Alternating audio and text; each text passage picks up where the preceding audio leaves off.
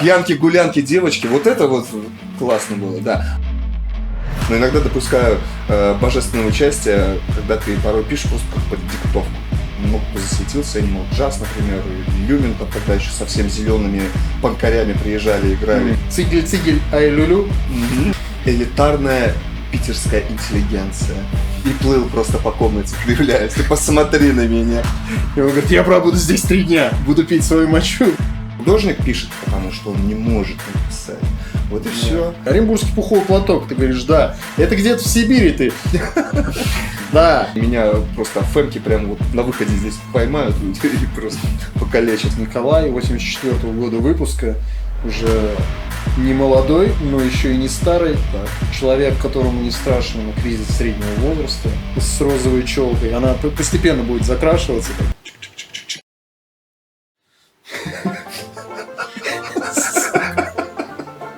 Ладно, посерьезки теперь. Собраться, да. Да, собирайся. Ну что, Николай, привет. Это мы так начали, Да? Привет. Виделись. Свершилась таки оказия, да? Да, Николай, привет. Привет. Как добрался? Лиговские собаки не закусали тебя? Нормально? Не, лиговские собаки не попадались, зато попадались девочки, которые репетируют фаер-шоу. Ну, ладно, мы про это не будем говорить. Так, сразу с места в карьер я представлю нашего гостя, потому что в прошлом подкасте на меня наехали, типа, что за чувак там вообще вещает, потому что люди ж какие, если про человека не рассказать, смотреть-то и не будут. Вот. Поэтому сразу скажу, что это Николай Сергеев, человек, который поиграл во множестве коллективов. Начиналось все это еще, по-моему, с 4 апрелей, Сурукама, Пульс Комет, и потом мы медленно, но верно пришли к сольному творчеству, где Николай создал 6 альбомов, 6 полноформатных альбомов, насколько я знаю. 5 полноформатных, да? И одно EP. Один миньон из 3 композиций, такое остросоциальное потреблятство. Вот. Так что 5 полноформатников и одно EP. Смотри, звукорежиссурой я начал заниматься достаточно плотно с 2018-го. И первый студийный опыт в плане записи себя любимого в Харю состоялся в 2018. Да? В 2018 же и вышел первый сольный релиз. Все, который был успешно удален. С 2019 уже, да, дискография стала пополняться, и это все переросло в официальный такой уровень, да. Ну, в целом, ты как практически Гребенщиков, то есть практически 2 альбома в год, то есть прям 6 штук, бац, бац, бац, бац, пролетело. Да, у тебя, ну, для тебя это не пролетело. Тогда? Нет, у него, по-моему, уже их 30. 36. Ну, ты еще пока догоним. Сединой обрасти, нужно в Таиланд съездить, в Таиланд, куда, в Гималаи, к шаманам, ну, короче, пройти обряды очищения и духовной верности. Нужно пройтись, наверное, сразу по-живому. Как же ты пришел к тому, что все-таки делаешь все один, человек-оркестр? Ага. Ты же, у тебя свои тексты, ты сам пишешь музыку, сам записываешь, сам придумываешь, сам все это извергаешь в ВКонтакте и везде, где только можно. Сейчас стриминговые площадки, не знаю, насколько реагируют на русскоязычных слушателей андеграундных, но тем не менее, как ты к этому пришел? Поймал я тебя. Да нет, не поймал. Я тебя рацей по этому поводу могу долго зачитывать. Но смотри, началось, ты упомянул, что там 4 апреля, Сурукам, Пульс Комет, еще было что-то до. То есть, например, группа 4 апреля, мы ее собрали в 2007, по-моему, году. Да, в 2006 поступило предложение такой коллектив создать. Отныне единственного, как его назвать-то, я даже не знаю. Ныне живущего? Нет, мне проще как-то описывать людей, которые занимаются непосредственно деятельностью-то художественной. Ну, пусть будет их идейный вдохновитель и фронтмен Сережа Веременко. Вот он мне в 2006 году, как сейчас помню, в декабре месяце, по-моему, был, предложил эту группу создать, да, но было что-то до, да, в 4 апреля, да, там проиграл короткий промежуток времени, да, в своей музыкальной карьере, То есть год, по-моему, меня заняло. Ну, я серьезно к такому проекту не мог относиться, потому как все, что модненько и нарочито попсово, мне в корне не интересно. Вот. Что было до? А была группа такая под названием «Прицелы». А еще до «Прицелов» была такая группа «Левый берег», не путать с шансон-проектом всероссийский. Известный такой был, тоже «Левый берег» назывался, «Полные тезки», но мы о них узнали, наверное, только с появлением паутины под названием «Интернет». Вот. А началось все как школьное ВИА в 99-м году. Тут грех не припомнить Соколова Сергея Дмитриевича у нас в школе номер 12 в городе Магнитогорск. Это был учитель музыки и наш, по сути, худрук. Мы благодаря ему во многом получили достаточно бодрый старт. Далее было знакомство в местном ДКС строителей именно «Мамина Сибиряка». Там директор был очень знаковой фигурой вообще для не только музыки, а вообще культуры в целом города Магнитогорска. Леонид Александрович Голицын у нас принял. То есть, там нужно было, как и подобало по аналогии с Ленинградским рок-клубом, нужно было пройти прослушивание, чтобы туда-сюда попасть, чтобы тебя еще должны были туда принять. Магнитогорский рок-клуб. Да, Магнитогорский рок-клуб вполне себе такая, как сказать, массовая и мощная движуха была. Там фестивальная платформа проходил на протяжении нескольких лет. Много кто засветился, Animal Jazz, например, Люмен там тогда еще совсем зелеными панкарями приезжали, играли, как бы никому неизвестно. Пели там Мурмангу всякую. Хороший. Знаешь, да? Ну, да. Вот они с этого начинали. Во многом благодаря Голицыну мы достаточно быстро оказались не только на малых сценах, да, то есть городских каких-то там сейшнов, а также достаточно быстро стали выступать на более массовых городских мероприятиях типа День металлургов, День строителей, День города даже. А День города это уже серьезно, то есть ты представляешь, тебе там 16 лет, ты выходишь просто на площадь там в 60 тысяч человек.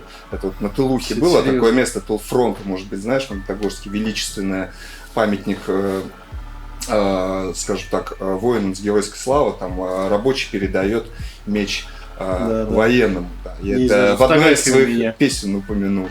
Да, поэтому начиналось все вот так вот бодро, да. А касаемо, что было дальше, ну, я думаю, нет смысла перечислять все те коллективы, которые у меня были. Было их у меня просто бесчетное количество. И концертов по Уралу было огромное множество. А в 2013 году я просто переехал в Питер, вот и все, оставшись один. Уже только к 2018 году, окончательно решив, что, может быть, мне группа-то и не нужна, да, много с кем пробовал играть. Мне ближе, наверное, все-таки сольное творчество, потому что всю ответственность ты берешь на себя. А когда ты еще и занимаешься полностью всем и продакшеном, и постпродакшеном, да, включая звукорежиссуру, то ты полностью на себя берешь ответственность. И все. И самое важное для художника, ты полностью независим. Поэтому это по кайфу. А если подвернутся в дальнейшем, да, какие-то единомышленники, да, которые именно близки тебе идеологически, то почему бы нет? То есть я допускаю вариант, что где-то там в будущем недалеком или там даже далеком какая-то группа у меня появится. Вот. Как-то так. Ясно. Ну, то есть ты не против группы, это не какое-то кардинальное решение. Все-таки какие-то плюсы, какие минусы в этом? Одному и с группой. Ну, один плюс ты назвал, самый главный. Ну, помимо того, что если ты вдруг станешь известным и популярным, то вся слава, деньги достанутся тебе одному. Все помимо лавры. Этого, все лавры, да? Все себе заберу. Все-таки это, наверное, тяжело записывать гитару, вокал, вторую гитару, бас, барабаны придумывать, все это на себе тащить. Не хотелось кого-то, чтобы кто-то еще помогал? Или ты все-таки такой ревностно относишься к чужим аранжировкам? Там чувак придет и скажет: ну-ка, давай-ка металла здесь, Николай, слишком слабенько. Что здесь вопрос не в ревностности как таковой, а вопрос в понимании друг друга опять-таки. То есть, если я придумал песню, то я глубоко убежден, что мне совершенно точно виднее, как она должна звучать. Это все. Были ребята у меня, кстати, которые неплохо меня считывали. Тут я даже прям тебе имя и фамилию назову. Такой барабанщик у меня был, Димка Суедов. Это был Магнитогорский проект, такой с руками у нас был. Вот. И я почему-то с таким словом, они смешали, или пульс, не-не-не, Сарукан, все правильно, Сарукан, пульс кометы там другой был, да-да-да, Саруками. Был такой Дима Суедов, он больше ушел в стилисты, насколько мне известно, и сейчас стрижет людей, так грубо говоря. Вот. Ну, это, как говорится, талантливый человек, талантлив во всем, вот он до мозга костей художник. И то есть он очень здорово считывал то, что мне нужно. То есть с этим вот с барабанщиком подобного плана я бы играл бы с удовольствием бы и по сей день. Но пути разошлись, к сожалению. Так я пробовал с ним потом, когда группа уже распалась. Перед переездом в Питер я переехал в Челябинск, практически одновременно с ним, кстати. Вот мы там с ним еще пробовали. Вот. А потом еще спустя где-то полгода я все-таки махнул в Петербург. Бывает, попадаются ребята, которые прям тебя чувствуют, они тебе не мешают, а скорее дополняют и помогают тебе твое произведение украсить. Ну, таких единиц. Там, ну, может быть, там еще там пару человек смогу назвать из огромного просто количества музыкантов, которые так или иначе со мной играли. Ну, опять же, сейчас люди не молодые, это уже не школа, да, люди работают. Хочется как-то финансово, чтобы приукрашивать свое творчество, и не все готовы на энтузиазме, да, двигаться. Таких людей, я думаю, уже сложновато бывает и найти. Особенно уже сформировавшихся взрослых со своими идеями, со своими там. Поэтому я речь веду о людях, у которых есть непосредственно художественная жилка. А если человек... Вот смотри, что отличает, скажем так, музыканта с жилкой сугубо коммерческой, да, и музыканта-художника. Музыкант с жилкой сугубо коммерческой, он пишет музыку, потому что надо, план горит. Лейбл сказал, или продюсер сказал, да, или там он сам себе лейбл, неважно, надо. Там просит народ, там сроки поджимают, мы уже год ничего не выкладывал, надо. А художник пишет, потому что он не может написать. Вот и все. И если на моем пути там, да даже дай бог, там попадутся, да, там хотя бы пару там таких человек, да, то будет группа, значит. А если, как ты говоришь, вот с такими взглядами, типа, ну, у меня там есть там 5-10, там работа, там дом, там жену, там детей надо кормить, там, да, и только ради этого, ну, это вообще не моя история, это не ко мне. Они пишут сразу запрос, у меня как-то приходило. Вроде пообщались хорошо, конечно, пишут. Потом человек конечно, говорит, пишут. Платить сколько будешь? Да, и ты такой, платить? Да. Тут энтузиазм, чувак, да, к сожалению. Слушай, бывают, издалека заходят. Я помню, мне один барабанщик писал, я думаю, да ну неужели, слава богу. Написал чел из какой-то далекой Сибири. Там, знаешь, чуть ли откуда-то, я город не могу вспомнить. Разве их всех упомнишь, что тем более такие детали. Он буквально там откуда-то с границы там, с Монголией, откуда-то вот с тех вот степей. Ну там скорее не степей, конечно, там скорее тайга. Вот. Ну да, он, неважно. Он зашел с той стороны, что типа мне очень нравится и близок твой материал. Мы с моей женой хотим переехать как раз в Питер. И я вот ищу с кем играть. Мне крайне близко то, что ты делаешь, и поэтому может быть, как-то консолидируемся, да, объединимся и что-то такое замутим.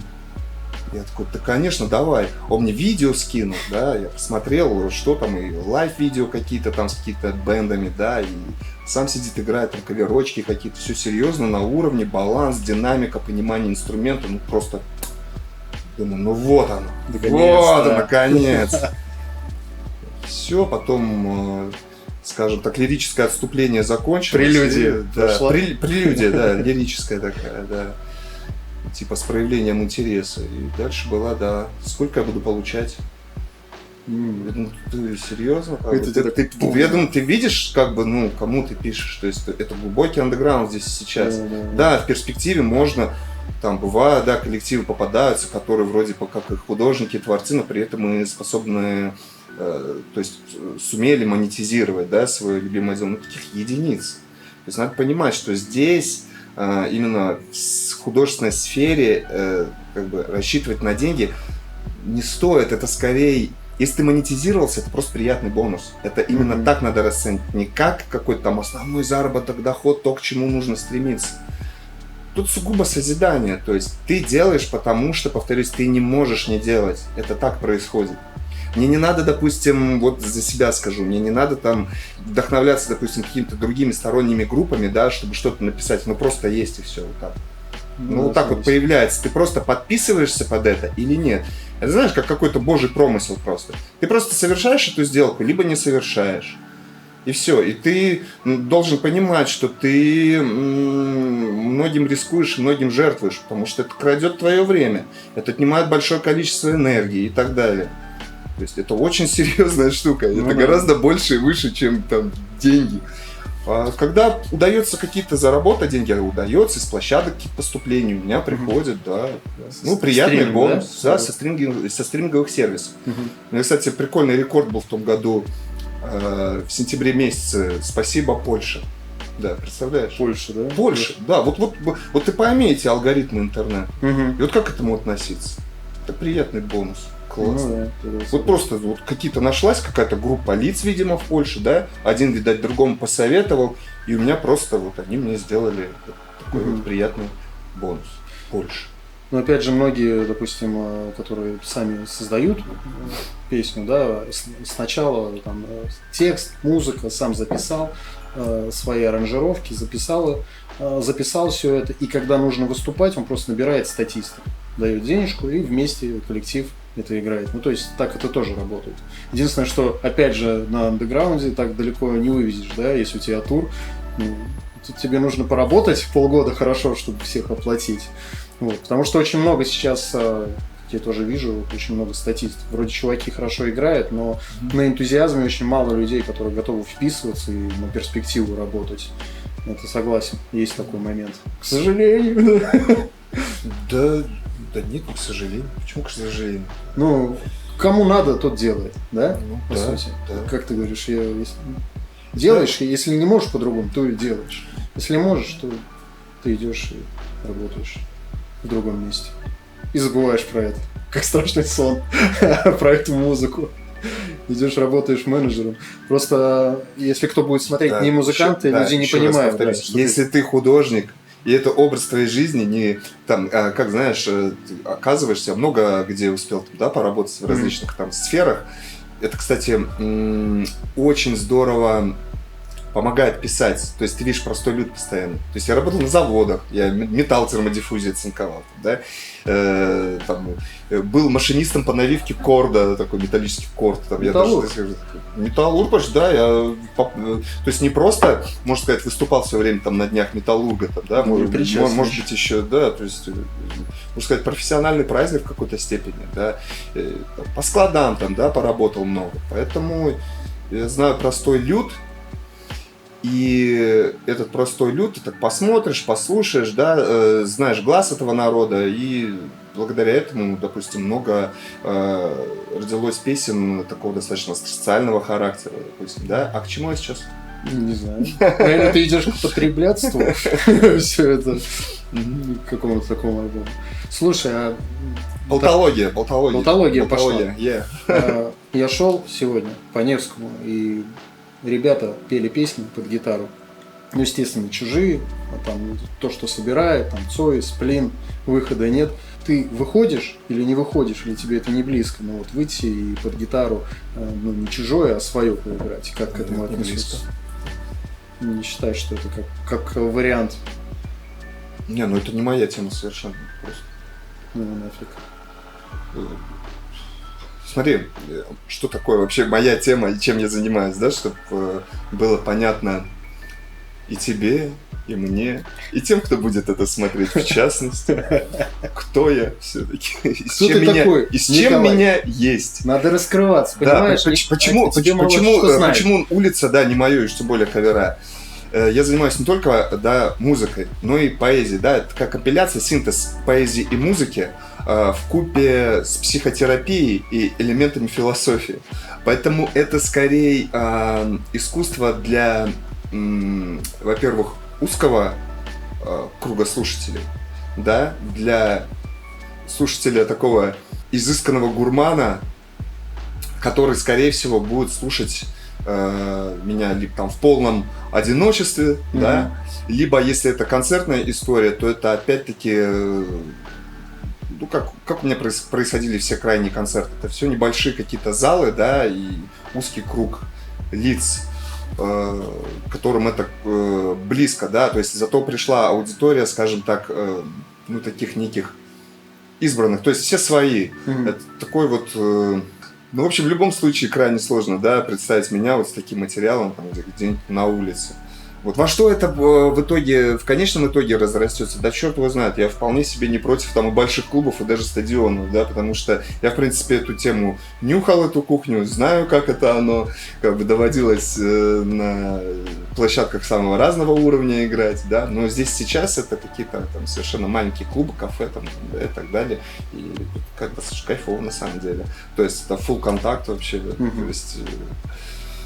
Вообще... И аудитория, понимаешь, вот раньше ты выходил, допустим, с проектом там, какой-нибудь там, не знаю, будь то там 4 апреля или Пульс Комет, там, да, ты выходишь, и просто для меня это, допустим, очень важно. Я очень чувствительно, сентиментально к этому отношусь. Когда ты выходишь в зал, и у тебя половина людей это какие-то пьяные быдлаганы, которые просто попрыгать пришли с тупыми пустыми глазами. Это не моя история. Мне это не надо. Я не хочу такую аудиторию у себя в зале. Это кошмар какой-то. Ты просто, это тебе либо самому надо быть таким, я не такой, поэтому мне это еще музыка диковато. Каждый под свое, да, где-то порубиться, где-то подумать. Для меня, кстати, очень контрастно. Я что-то один такой концерт вспомнил в филармонии. Я работал, было дело в филармонии в Магнитогорске, и выбил зал для концерта группы 4 апреля. И там мы снесли, не мы, конечно, а наша аудитория вот эта вот снесла просто первые 2 ряда.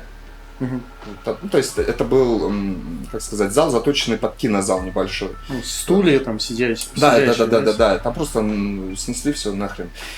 И спустя небольшой промежуток времени в этом же самом зале, вот на контрастах, был концерт памяти вышеупомянутого Леонида Александровича Голицына, который так много сделал для культуры в городе. Была еще такая, там, кстати, театральная студия, «Диалог», которую я любил посещать, там такие небольшие, интересные, как их называется, такие неформальные и неформатные спектакли очень интересные там проходили. И вот на контрасте с тем, что было там на концерте 4 апреля, и тем, что там мы играли акустические сеты, приуроченные вот ко дню памяти Ленина Александровича, мне тогда озадачился еще, такой, думаю, черт побери, это же гораздо круче. Вот просто пришла аудитория слушать. Вот это моя тема. То есть это, еще раз повторюсь, это не просто поэзия и музыка, это еще и такой сеанс психотерапии. Вот как-то так. Еще можно это отчасти назвать неким таким во многом и актом канлания, что ли, да, чего-то шаманского. То есть это очень изысканная аудитория. Ну ты сейчас к этому пришел, то есть с годами, что тебе важно, чтобы люди слушали, а не бесились. Оно было всегда. Всегда дело. Да, я и говорю, оно было всегда, просто оно наращивало. Я просто раньше присматривался, как я тебе пример вот этот привел только что. То есть такой, там что-то есть. Если выходишь с Пульс Комет на сцену какую-нибудь, я вот помню, мы много по Уралу успели наездить, тоже группа-то год, по-моему, всего просуществовала. Мы съездили там в Уфе несколько раз были, Екатеринбург, там Оренбург, всякие города. И вот где бы мы ни играли, на каждом из концертных гигов группа в какой-то момент уходила, я оставался один с гитарой и пел какую-нибудь песню там типа «Сигаретами» или там «Мотылька», или там «Молоко» ту же. И часть аудитории тоже рассасывалась. И оставались те самые. Те самые. Происходило и хоровое пение, и вот эти чистые светлые глаза, в которые я так люблю заглядывать. Живые, настоящие. Вот это целевая аудитория. Вот это то, к чему я иду, и хотелось бы, чтобы вот такая аудитория разрасталась. И если такая аудитория уйдет впоследствии в какой-то большой зал, это вообще, это все, мечты сбылись, все, можно просто выпиливаться. Это интересно, на самом деле, то, что ты это говоришь, потому что, когда группа там молодая, зеленая, такая на движнике, мы играем быстро, мы играем громко, и когда чуваки играют и видят, что толпа стоит, вот так смотрят, и люди такие, блин, мы, наверное, не зажигаем. То есть, какой-то камертон должен быть, знаешь, что если народ бесится, прыгает, то заходит. Если люди тупо стоят, смотрят, то что-то здесь не так. А вот то, что ты сейчас говоришь, это уже интересно. Другая позиция, и я думаю, в этом что-то есть. Я думаю, кто-то и приходит к этому уже потом, с возрастом. А это люди не просто стоят и смотрят, и не понимают, где они оказались, и им не заходят, а они просто слушают тебя, чувак. Они просто пьяные пришли и рубиться, в этом плане. Слушай, поездил, ты говоришь, много, вообще чувствуется разница, вот там, когда крупные города, маленькие, по публике, по отношению людей. Ну, то есть есть разница. Но, условно говоря, одно дело, ты приезжаешь там в Оренбург, там, не знаю, Орск, да, лайв-кафе, где люди... Оно, интересно, существует до сих пор? Существует, но, по-моему, напишите в комментариях, кто-то, может быть, смотрит, оно по-другому называется, по-моему. Либо так же. Я даже помню, кто организовывал. Хард-кафе, Я даже помню инициалы, кто организовывал. Миша Стрекалов такой был. И Андрюх Царев. Знаешь Андрюх Царев? Знаю, мы все их знаем. Так я к чему говорю? Люди неискушенные большими коллективами. Одно дело, когда ты приезжаешь в Питер, да, когда у тебя на неделе там, ну, не говорим про этот год и последние там с пандемией, когда у тебя там Продиджи, Металлика, там большие звезды и там и местные, да, русские рок-группы. И когда туда никто не приезжает, и все-таки ты для них уже как бы такое значимое событие. И здесь, когда приезжаешь, ну, люди уже оценивают с позиции большой конкуренции. И на кого пойти? На вас, ребят, ну, либо на Prodigy пойду там куда-то, да, условно говоря, там, Металлика, Мьюз, там, еще что-то. Отличается ли публика в этом плане? Да нет, я такого не замечал, нет. Отличается, я бы сказал, время отличается. Например, вот есть такая фраза расхожая: «Верните мне мой 2007». А я бы сказал: «Верните мне мой 2000, там, 2002», там, еще где-то раньше. так, конечно. Потому что расцвет альтернативной музыки произошел конец 90-х, там все эти группы AFK, Джанку, в России, я имею в виду. Там, да, мне кажется, Текилу джаз можно назвать, там, да. Если широко взять 98-й, 2010-й, вот, мне кажется, вот такой даже промежуток, мне кажется, вот 10 лет. Не понял, 2008, что? 98-й, 2010. Ну, 12-10 лет вот этих, где это вот прям вот зарастало, ну, наращивалось, да, и потом затухало медленно, мне кажется, вот так вот где-то, потому что... Да, слушатель стал менее искушенный, это факт, просто факт. Это, не знаю, наблюдение большинства. А так, что мне хорошо запомнилось, 90, наверное, пусть даже, ну, лично для меня 99-2005 был расцвет альтернативной музыки, и просто практически любая команда там могла там хотя бы маломальски, но собрать. Мы вообще дофига собирали. Магнитогорск, то есть мы там совершенно там зеленые пацаны, не умеющие толком там не играть, не петь. Там в 2003-м, я помню, мы собрали там ДКС на Сибиряка просто до отказу. Там потом Леонид Александрович Ганлицын сказал, что, блин, ребята, надо было... Там было фойе, большая часть сейшенов происходила в фойе, а какие-то наиболее крупные мероприятия происходили в большом зале. Я говорю, надо было у вас большой зал-то, оказывается.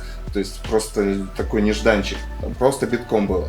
На сольном концерте группы «Левый берег». Вот искушенный слушатель был. Потом было какое-то затишье, насколько я помню. Вот все-таки где-то с 2005-го и вот как раз по 2007. Потом вот эта вот мода эмо колыхнула все.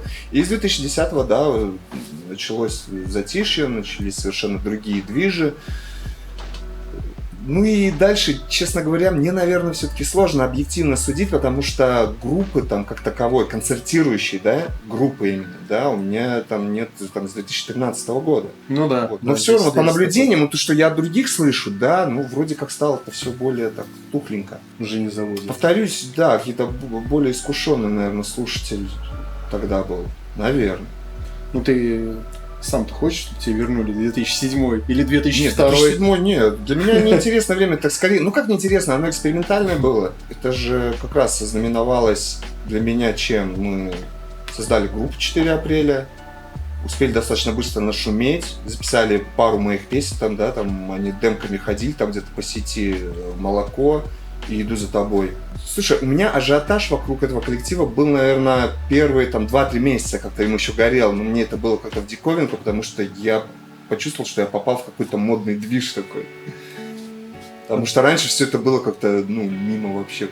Как записывали на что это еще? Что, кассеты были или это диски уже были? Ну, носитель какой был физически распространяли? Или это уже в сети было, там, ВКонтакте? А там, слушай, первые демки распространяли. Нет, да, уже нет. ВКонтакте, слушай, по-моему, еще не было. ВКонтакте же в 8 году, по-моему, появился, нет? Ну, видишь. Вроде бы.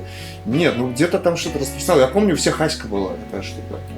Аська была. У меня не было. У меня даже компа тогда, помню. Нет, я это застал, я установил еще. Вот. То есть я с интернетом познакомился по-настоящему плотно только в том году, в 11-м. Ну, вообще, я, допустим, помню, мы когда начинали играть, мы собирались на фестиваль какой-то в Оренбурге, я не помню, как это, Торг там, что-то, Оргфест назовем его так. Мы переходили в какой-то интернет. Аренсток. О, Аренсток. Мы приходили дважды, по-моему, ездили. Ага. Вот, точно. Хорошо, ты вспомнил. Да. Мы приходили в какой-то этот интернет-портал, покупали там время, чтобы зайти на сайт. И там вот это вот еще прогружается страница. Нужно было как-то отправить запись. Мы записывали это на кассету, на обычную, которая вот крутится с лентой. Ну ты помнишь это еще. Запаковывали это в конверт и отправляли. Типа, послушайте, окей. Ну то есть это не как сейчас. Что у вас на странице? Вот мой стриминг, там все мои альбомы. Там, у всех. Это ну, совсем другая история. Даже был период, мы там на дисках уже потом, уже более после распространяли. Ну, скину ссылку, может быть. Мы эти диски клеили по городу, устраивали челлендж. Типа диск приклеивали там к стене где-то, там на асфальте, фоткали, и потом кто найдет, ну, то есть его альбом будет. Ну, то есть вот такие пиарации были. Слушай, точно ты мне напомнил? Наверное, да, действительно, аудитория тогда была поискушенней. Да, я сейчас так говорю, как, знаешь, нечто такое старческое, типа, может показаться, типа, раньше было лучше. Но есть действительно объективные факторы. То есть, как происходило? Концерт, там, у некой группы, там, Прицелы, там, такая была, да, или Левый берег. Интернета не было. Интернета нет. Есть сарафанное радио и есть афиши на столбах. Да. Вот. То есть голодный народ идет там, да, видит афишу, какая-то там группа. Все знают, что есть там местный ДКС, и там происходит какая-то рок-н-ролльная движуха, которая там по популярности вышла уже далеко за пределы города. Ну там действительно у нас там очень много положительных отзывов было о ДКС там, со всех уголков страны. Факт. Поэтому да, наверное, за счет этого был ажиотаж. И сейчас это стало все более доступно, да. То есть, и ты открываешь там ВК, там, да, новостную ленту, и у тебя сразу там, да, если человек своей музыкой особенно там увлекается, да, даже просто как меломан, да, он подписан на несколько там сообществ, и у него даже для маленького провинциального города, у него там сейшн, там кто-то выступает, там, сям, и уже такой наевшийся, ну, пойду, даже сам насмотревшийся, наевшийся, ну, да. Избалованные. Раньше за музыкой охотились, то есть да. У тебя были физические носители. Я помню, у нас был прокат дисков, черт возьми. Да. Я приходил туда, смотрел и выбирал, что бы послушать. То есть не было такого, что я включил, что хочу, ввел просто в поисковике название, и мне выдали. И там Spotify сделал подборку по моим любимым жанрам. Нет, нифига, ты просто смотришь, и типа, что такое? И типа ты выбираешь, берешь несколько дисков, идешь, слушаешь, думаешь, о, круто, еще ты там переписываешь. Там это, вот это понравилось. А было еще время у меня в городе, это, знаешь, магазин, там, ну, типа универсама. Тогда еще не было торговых центров, и там продавалось все. То есть там магазин одежды, ну, типа там отделение, там есть одежда, тут продукты, и там посередине отдел дисков. Там стоит чувак, много дисков. Ты какой бы диск взять? И ты ни черта не понимаешь, потому что ты половины не знаешь этого, ты просто смотришь по обложкам, крутая обложка, что-то какое-то грозное, наверное, что-то музло какое-то, и ты просишь включить его, послушать. И ты сейчас понимаешь, что ну это тупо. В середине магазина ты говоришь, чувак, включи, я хочу послушать. И он включает, а там зло какое-то, просто ревет, там, я не знаю, бабулька пришла за платьем, а тут там зло, ты такой, следующую песню, пожалуйста. И он включает и на тебя смотрит такой, типа, чувак, с тобой все нормально, тебе действительно это нравится. Я помню, первый диск я купил, мне понравилась обложка, я как сейчас помню, это был Ария, генератор зла. Там на обложке сидит там смерть, знаешь, в капюшоне, что-то пишет картину сзади, пентаграммы, я какое-то зло. Вот я помню, я включал его, включи ему там что-то, там пел, орёт, и такой, блин, что-то рок какой-то. Такой, ну, самая крутая обложка, беру. И ты домой приходишь, ты слушаешь, сначала ты их прогоняешь там, полностью, потом надо послушать обстоятельно. И то есть ты ценишь этот продукт, ты его купил, ты его выбрал, и там не MP3 пошли потом уже, там тебе 15 песен, чувак, ты купил, слушай теперь. Там так, обменивались дисками. У меня крутая опция еще была прослушать, у нас такого не было, я даже впервые такое слышу. То есть ты стоишь и мнешься минут 15 у витрины, вот этой вот кассет, и ты какую купить, то есть реально покупал изображение. У нас предприниматель. Кстати, за кадром Серега, он у нас спонсор красивой картинки, здесь должно быть красивый бокэ рисунок, должно все расплываться. Ну, то есть, если что будет подхихикивать, это он на заднем плане, не пугайтесь. То есть это не просто чувак, который шел, проходил мимо, взял пивка, Балтику девяточку, и такой сидит, да-да-да, помню, пацаны, нормально заряжаете про кассеты. Да, и ты реально тогда оценил эту музыку, не как сейчас, даже я на себе это чувствую, там, Limp Bizkit столько не слушал, выпустили новый альбом, ты такой, старики еще в деле, ладно, кину на стену, потом послушаю в закладках, потом, что послушать. Раньше ты такой, и ты узнавал эти группы, я помню, там, Папа Роч я тоже так же узнал, чувак какой-то с наушниками сидит на красном фоне, может быть, помнишь, там, короче, я англичанин тот еще. Короче, чувак, маленький ребенок с наушниками.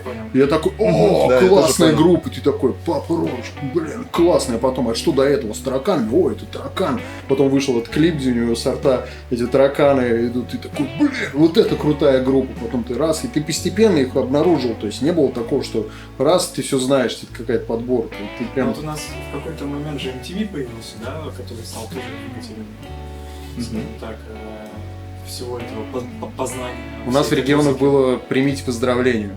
Знаешь, такая история, там сидит женщина, такой воротник у нее, какое-то платье, она говорит, Валентина Ивановна Сидоркина поздравляет свою свекровь с юбилеем и просит поставить для нее песню Софию Ротару.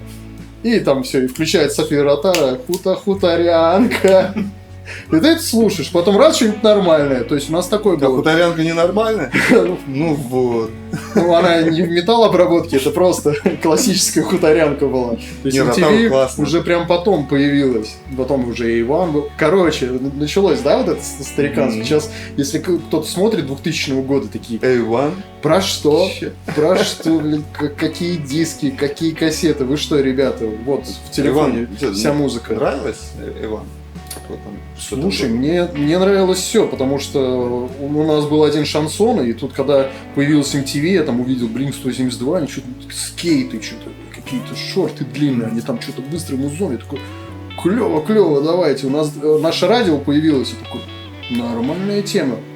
И я помню, я записывал там какие-то песни, радио играет, такой, не помню, какие-то треки, тараканы там только появлялись, там дурная башка, я такой, начинается, раз записал, потом сделал себе сборник, Король и Шут, Лесник, знаешь, там вот эти вот песни только появлялись, и для меня это такой, блин, нормальный музон, оказывается, наши тоже могут делать, то есть не было ничего другого, и ты этого не слышал. Вот сейчас можно перейти плавно в музыкальное воспитание.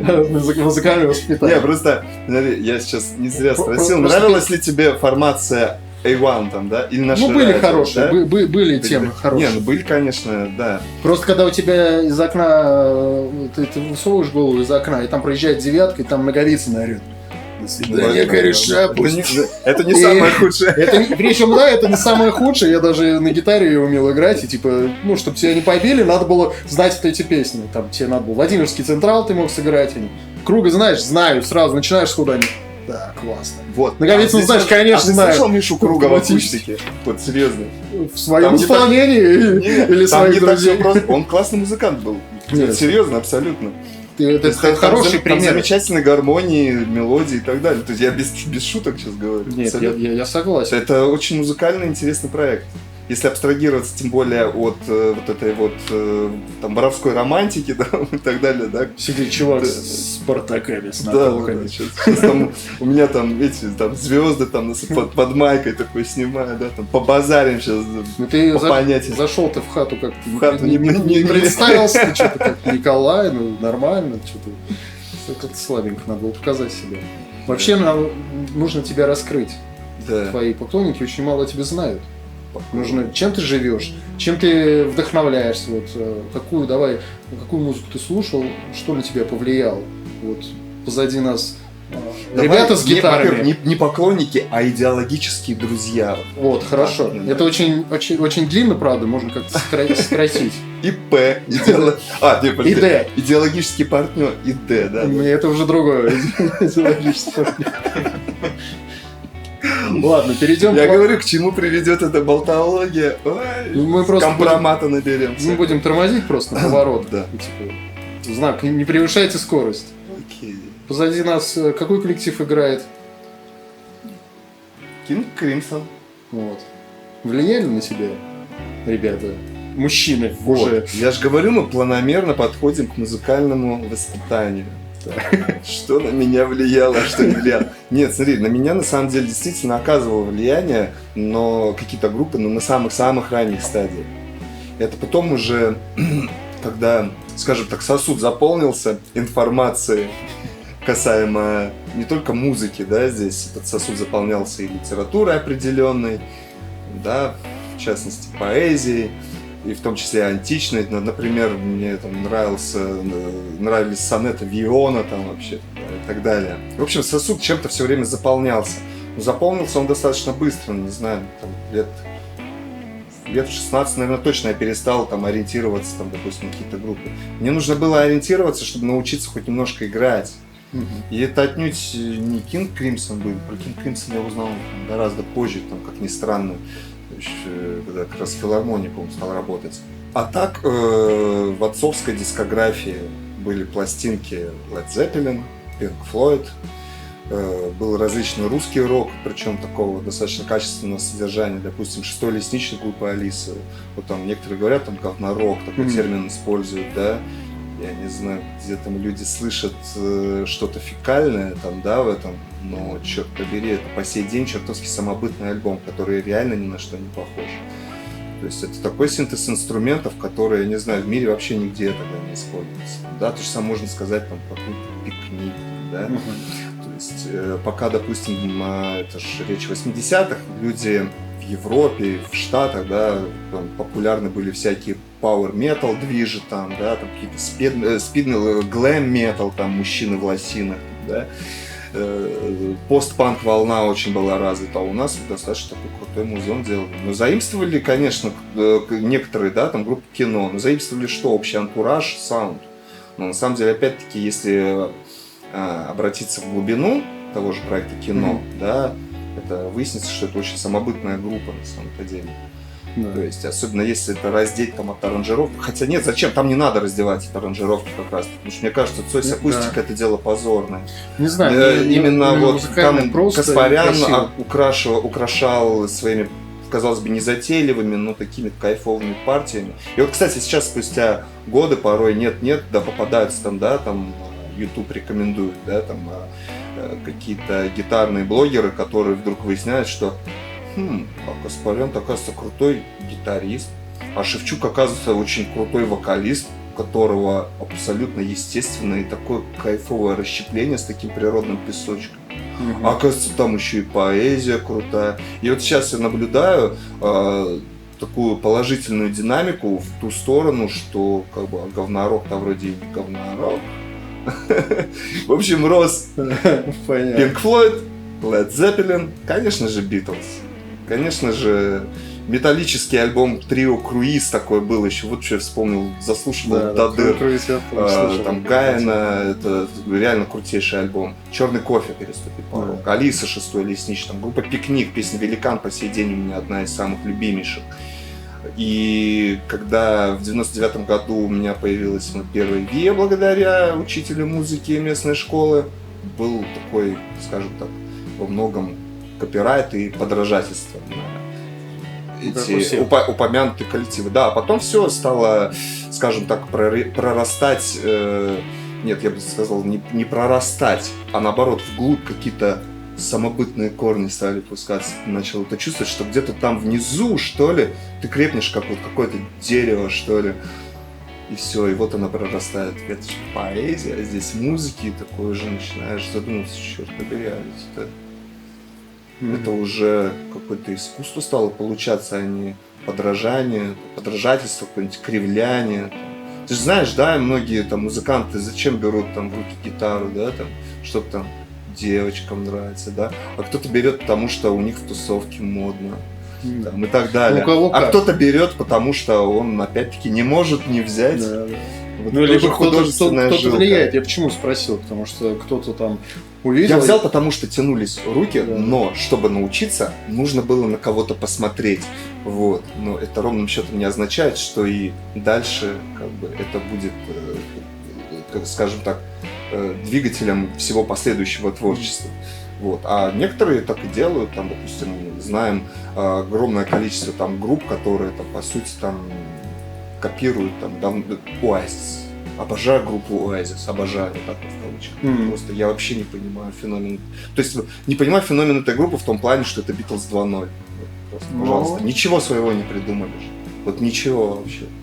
Ну, для Англии, я думаю, это народная история. Народные, понятные тексты, простые аранжировки. Для них, мне кажется, это русский рок, английский рок для них.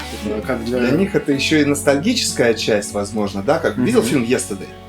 Ну, очень давно и смутно я смотрел просто. Такая комедийная вот драма. такими я ничего не понимал, для меня это картинки. Там, знаешь, там замут в том, что там очень комичное такое, на самом начале буквально фильма это было.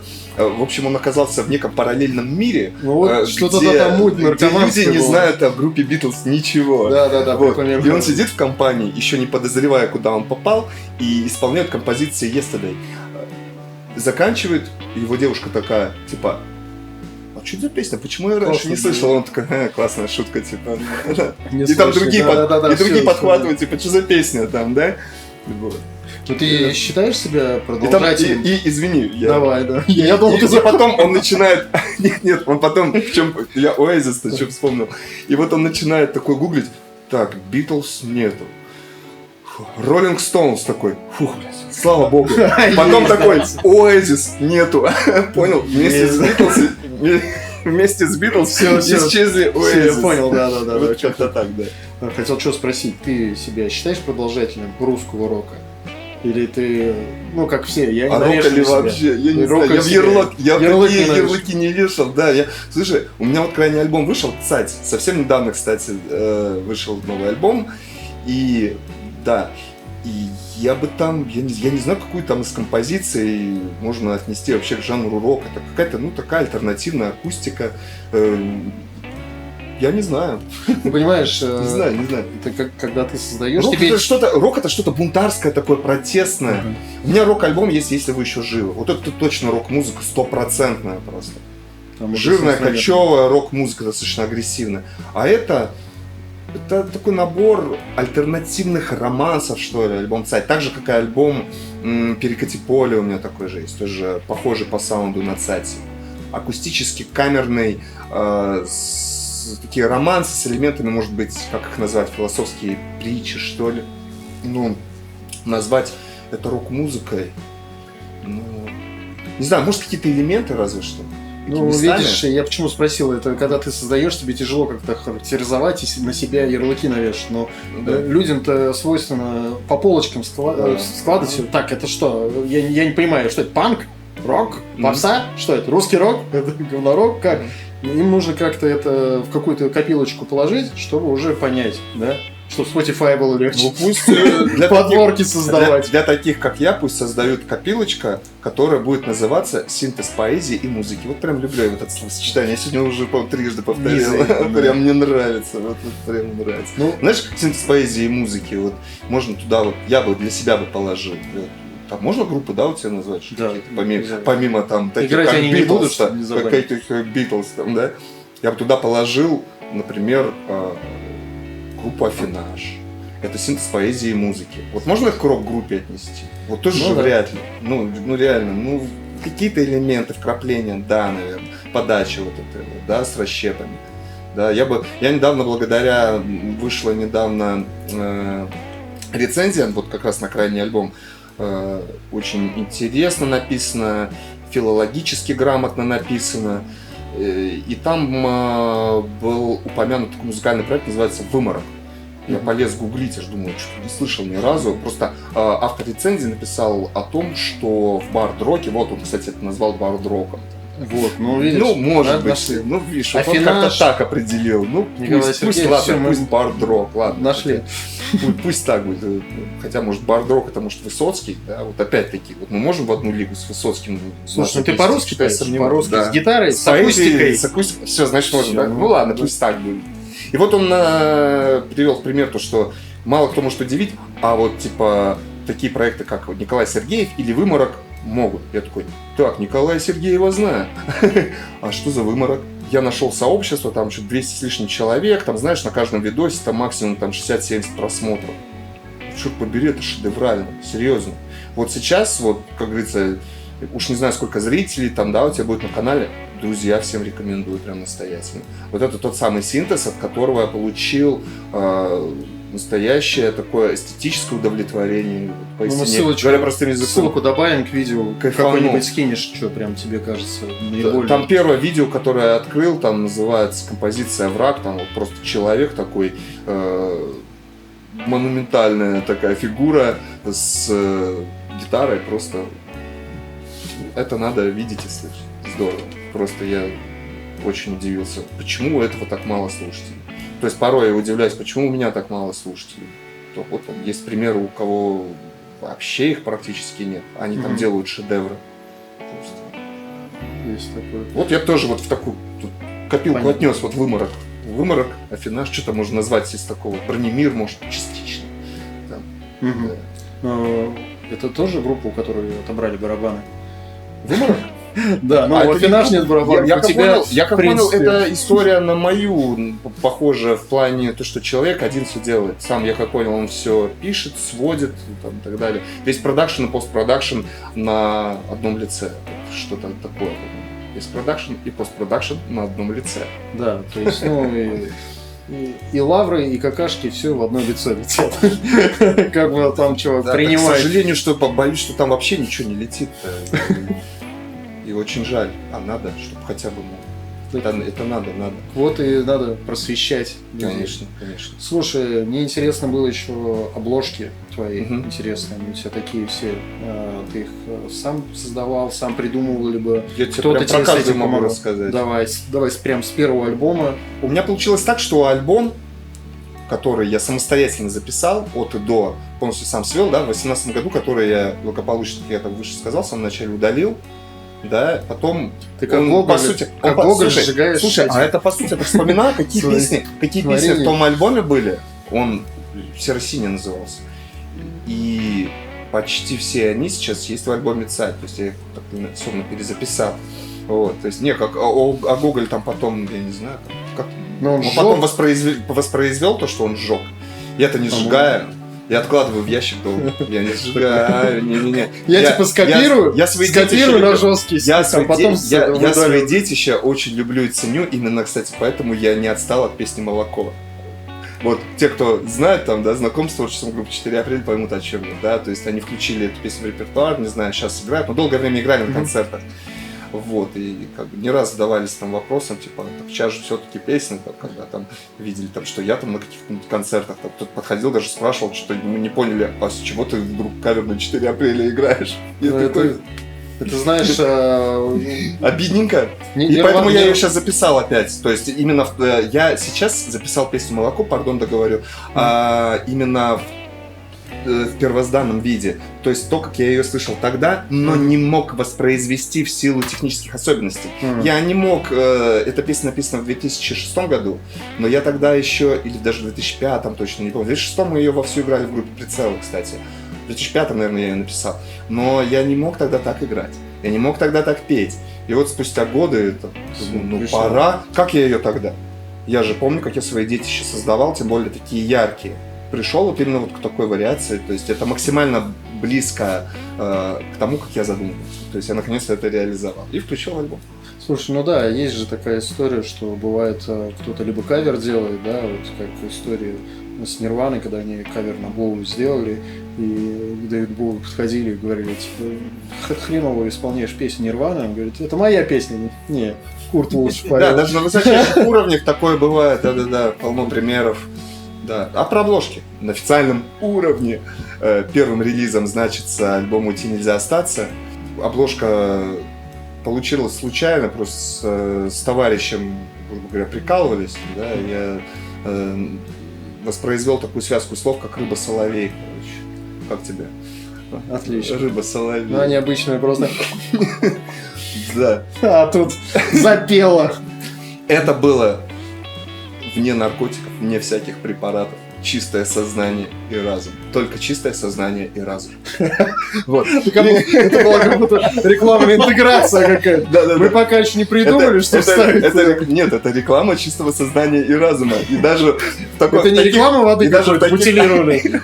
И даже в таких состояниях тебе на ум приходят такие видения, как рыба-соловей. Вот. И я как раз альбом тогда записывал. Вот, я ляпнул просто рыба-соловей. А в голове нарисовалась целая обложка, как раз альбом тогда писал. Обратился к знакомой художнице. Говорю, сможешь вот такую вот штуку нарисовать? Ну, как будто бы детской рукой, типа. Вот как-то так. И специально корявенько. Рыбы, летящие над лесом. Уйти нельзя, остаться, альбом называется. Без знаков препинания, расставьте сами. Вот это первая история, первая обложка. Черт, у меня несется бред в голове. Да, просто да. Рыба-соловей, я представляю, что соловей, который ведет там вот это на политоту вот эту, Так. что она в его мундире летит. И там дебаты. Она поет. Владимир Соловей. Слушай, чертовски символично, да, Владимир Соловьев. Ну ладно, не будем трогать. Ну давай не будем. А я бы Ну, потрогал. в общем, у нее получилось реализовать Отлично задумку. реализовала, да. Очень много положительных отзывов, кстати, получил касаемо обложки. Вообще очень многим зашла. Так, следующая обложка. А что там у меня было потом? Уйти нельзя, остаться. Потом был альбом. А потом, по-моему, было EP потреблятства. Если я не... Что-то еще было. Или пока горит огонь. Я, вот, кстати, честное слово, у меня немножечко подсмешалось. Горит огонь. Ну я сейчас Пока открою, горит огонь и следующий? мы посмотрим точно. Давай. Сейчас мы... Вот вроде бы, да, казалось бы, небольшой промежуток времени, и оно вылетает. Но это в силу того, что когда ты занимаешься полностью всем сам, всем продакшеном и постпродакшеном, вылетают даже вот такие простые нюансы. Я почему-то, когда про рыбу-соловей стали говорить, я что-то вспомнил. Погромче. У меня стикеры там есть, там где-то и устрица, и сабля, ну и там эти картинки. Так штука в том, я тогда загуглил с товарищем, типа, что есть рыба-соловей. Ну здесь смотри, пока горит огонь, либо EP потреблятство. Они А года там- в 20-е годы. Ну В давай. один год туда вышли. Да, 1 год. Ну, там все очень просто. Давай Потреблятся вольные каменщики, да, Мгм. там масонская символика. Тут, я думаю, все понятно. Кто Особо делал? объяснять-то и не надо. Да, это, скажем так, компиляция картинок, которые там нашел в интернете, просто, и все. Мгм. Не более того. И это, да, масонский символ, там, насколько вам что-то у меня, череп, циркуль, да. Ну да. Да, треугольник, символизирующий, что там, всевидящее око у меня там, да, ну, в общем... Я был пьян. Нет, это как бы намек на какие-то иллюминатские, масонские движи, да, которые задают тон обществу, как бы вот и все, это так и есть, это никакие не заговоры. Ты знаешь, вот есть такая штука, как такой термин, как конспирология, да, Мгм. но суть конспирологии в самом термине конспирология, то есть вот и все. Ну, Типа окей. никаких заговоров нет, все в открытую как бы подается и все, там, да, как бы нельзя ни того факта, что Не там нужно заговором. Вам не- Бильдербергский клуб существует, и там действительно вот, некая элитка собирается и что-то решает там, и так далее. Ну, Вот. А альбом «Пока горит огонь», «Солнце над лесом», Солнце над всё. лесом. Пока горит огонь, живем, все, Мгм. делаем, созидаем. Солнышко как один из символов жизни. Все там очень просто. Потом так, но это ты тоже сам делал, то есть никому не Да. обращался. Нет. Перекати поле идет, интересная Мгм. тема. тоже сам делал обложку, да. Там перекати поле, внутри скелет с цветочком. Цветочек. Красненький, Я с подумал, розочкой. с рюмочкой. С розочкой. А можно и с рюмочкой, кстати. Из розочки пьет. Мгм. Или розочка, битая бутылочка. Тоже вариация такая. Так, а если вы еще живы? Если вы еще живы.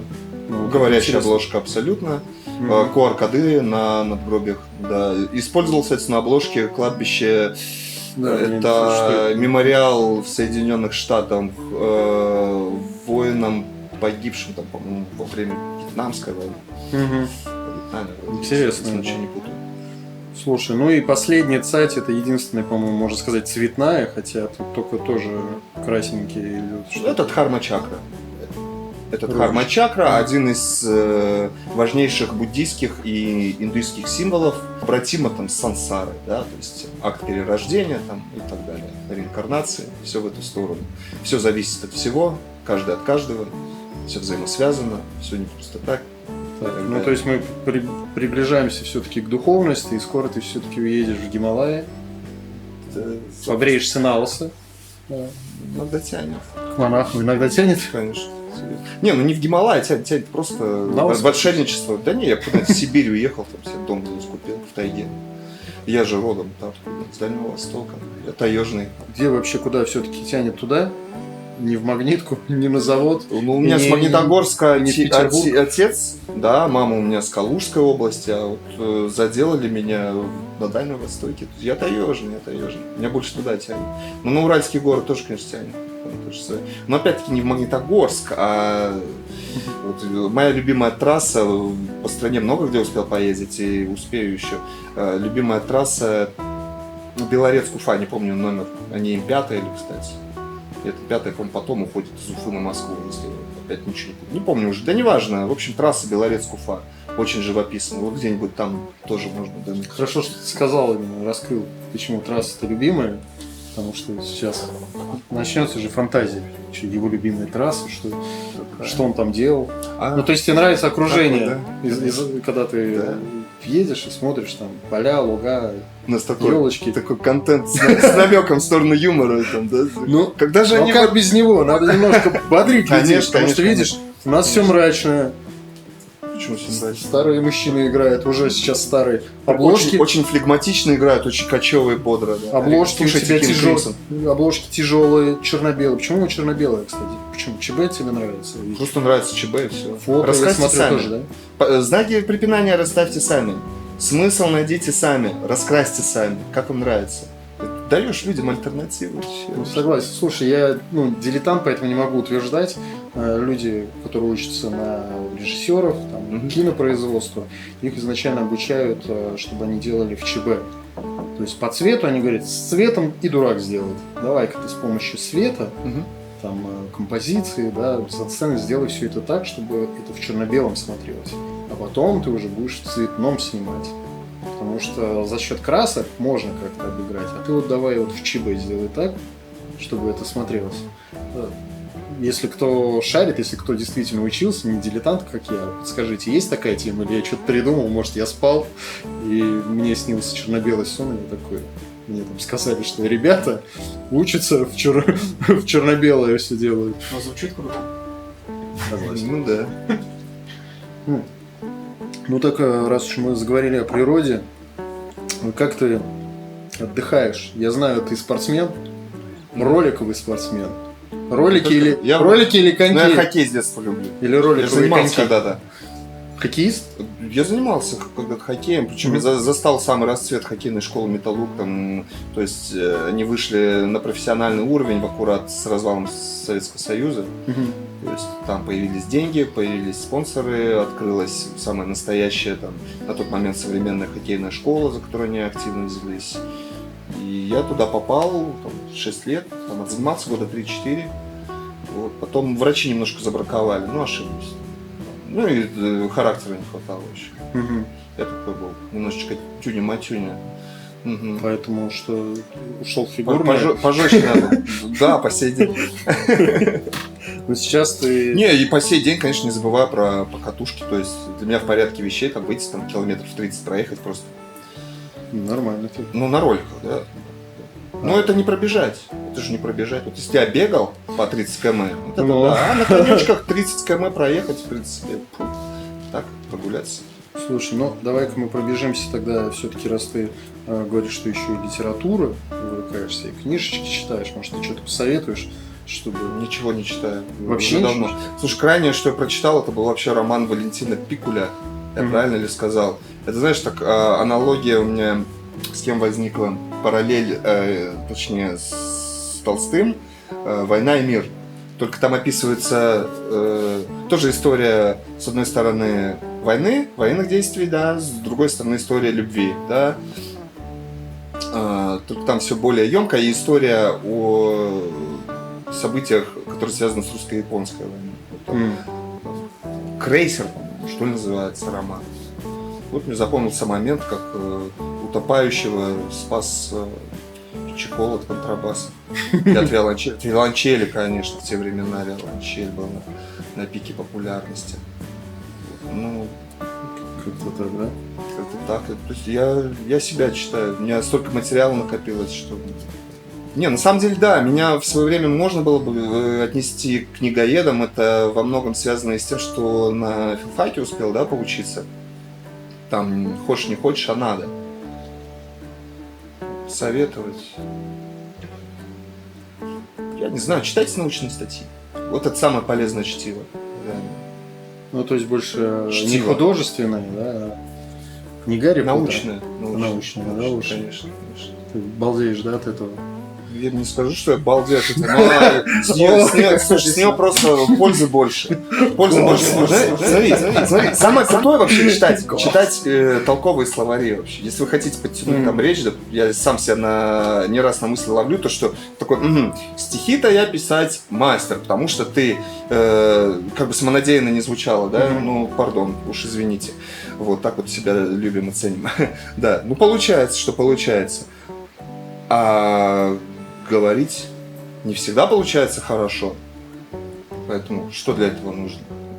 Опять восполнить пробелы, обратиться к тем книгам, которые я читал. Что там мы читали? Франсуа Рабле, может, Гомер и так далее. Это вот все восполнить и подтягивать речь. И поймался на мысли, что лучше всего для того, чтобы подтянуть речь, читать толковые словари, сопоставлять информацию, допустим, есть Ожегов, есть Даль там, и так далее. Но здесь все же тоже черпать. И параллельно читать научные статьи. Я считаю, это вообще самый классный тренажер для мозга и культуры речи. Здесь по словарям то тоже, наверное, тяжело, если ты будешь заумные слова использовать очень много в песнях. Люди со словарем или тебе как бы как-то... Что значит заумных? Просто слова.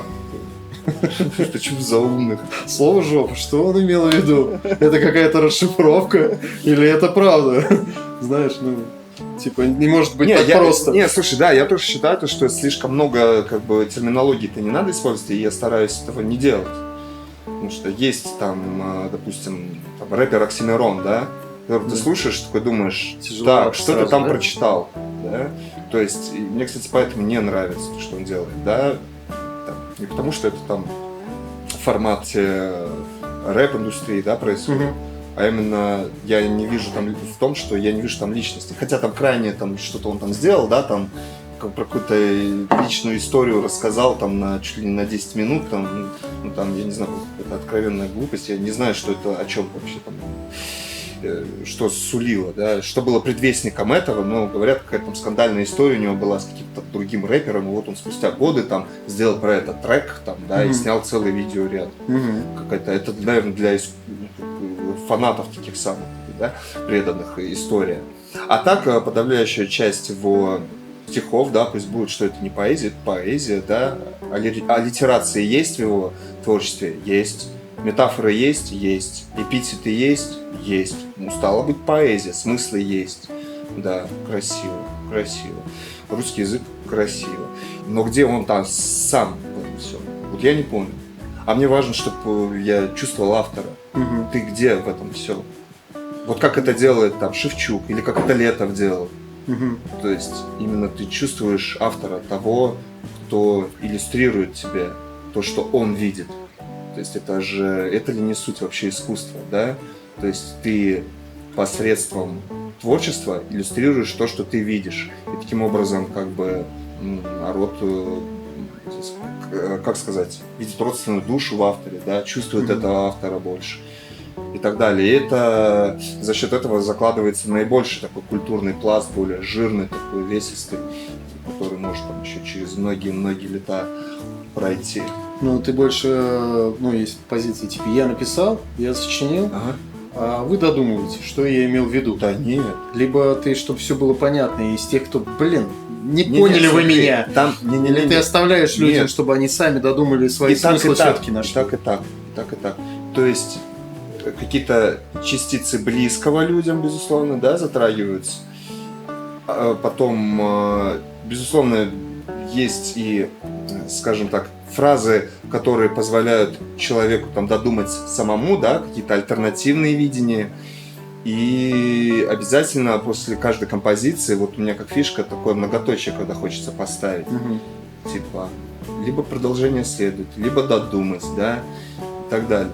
Но я уже выше сказал, хочется всегда мне, чтобы это была не просто песня, а такой сеанс психотерапии, то есть такой разговор по душам параллельно. Мгм. Поэтому, конечно, хочется писать, с одной стороны, языком поэтическим, да, но с другой стороны, понятливым. И вот в этом сложность. Да, здесь В нужно этом сложность, да, золотую середину найти. честно говоря, да, не всегда получается, типа, капли точки у меня есть композиция. Я ее там записал спустя годы, а я не помню, как я... Вот, то есть есть композиции очень такие яркие, Мгм. которые ты прям помнишь, как ты писал, как в случае с «Молоком» там у меня было, да. Там песня «Цать», песня «Ушел поезд». Это вот все какие-то яркие жизненные события повлияли, и ты вот помнишь историю их создания. А есть вот такие, как «Капли точки», она вроде бы такая, скажем, достаточно, с одной стороны, вроде проходная композиция, но в то же время что-то такое самобытное, необычное в ней есть, и я вот думаю, надо ее снова записать. А о чем я писал-то тогда? Не могу вспомнить. В результате, пришлось самому себе там просто объяснять, там додумывать, что, пусть это будет, не знаю, просто трип какой-то. Такой трип. А есть такая история, что ты пишешь, да, и потом бац, что-то обрубилось. Типа, была мысль, потерялась, или и вообще как ты Постоянно. сразу на одном дыхании пишешь, или ты написал какую-то мысль, а потом думаешь, нет, не идет, вернусь к этому потом. И то есть и уже там через год дописываешь, или там, может, совмещаешь, не знаю, две мысли были параллельно шли, потом они как-то сошлись, как два сюжета в фильмах. Всегда по-разному. Бывает, да, просто вот у меня с песней «Россиянство» так получилось. То есть там вообще вот порой, почему я верю в нечто божественное, допускаю, знаешь, я такой агностик, но иногда допускаю божественное участие, когда ты порой пишешь просто как под диктовку. Вот есть композиция «Россиянство», повторюсь, и там просто такая остросоциальная, как ее назвать, остросоциальная ода народу, что ли, как-то так. Провокационная очень. Но мне нравится язык, на котором она написана. Понятно, что русский, я имею в виду поэтический язык, форма, как применены, опять-таки, те или иные эпитеты, метафоры там, и так далее. И оно написалось там раз, два, три, 4, по-моему, восьмистиши. Оно написалось на одном дыхании просто минут за 10, наверное. Угу. Просто сел и написал. Потом, обычно после такого там пауза, там перекур, да, читаешь, перевариваешь это все и такой, это я вообще сейчас писал? То есть бывает так, да, а бывает, что записал там, не знаю, четверостишее, которое вот так вот быстро пришло, и потом его развиваешь. Порой бывает, что несколько месяцев его развиваешь. Да, там параллельно какие-то другие композиции пишутся. Что-то, да, развивается очень долго, на протяжении некоторых дней, порой даже месяцев. А как происходит? Ты в целом садишься за гитару, что-то шаманишь, и какие-то мысли приходят, или у тебя это как-то ты сначала текст, не знаю, пишешь, потом музыку отдельно?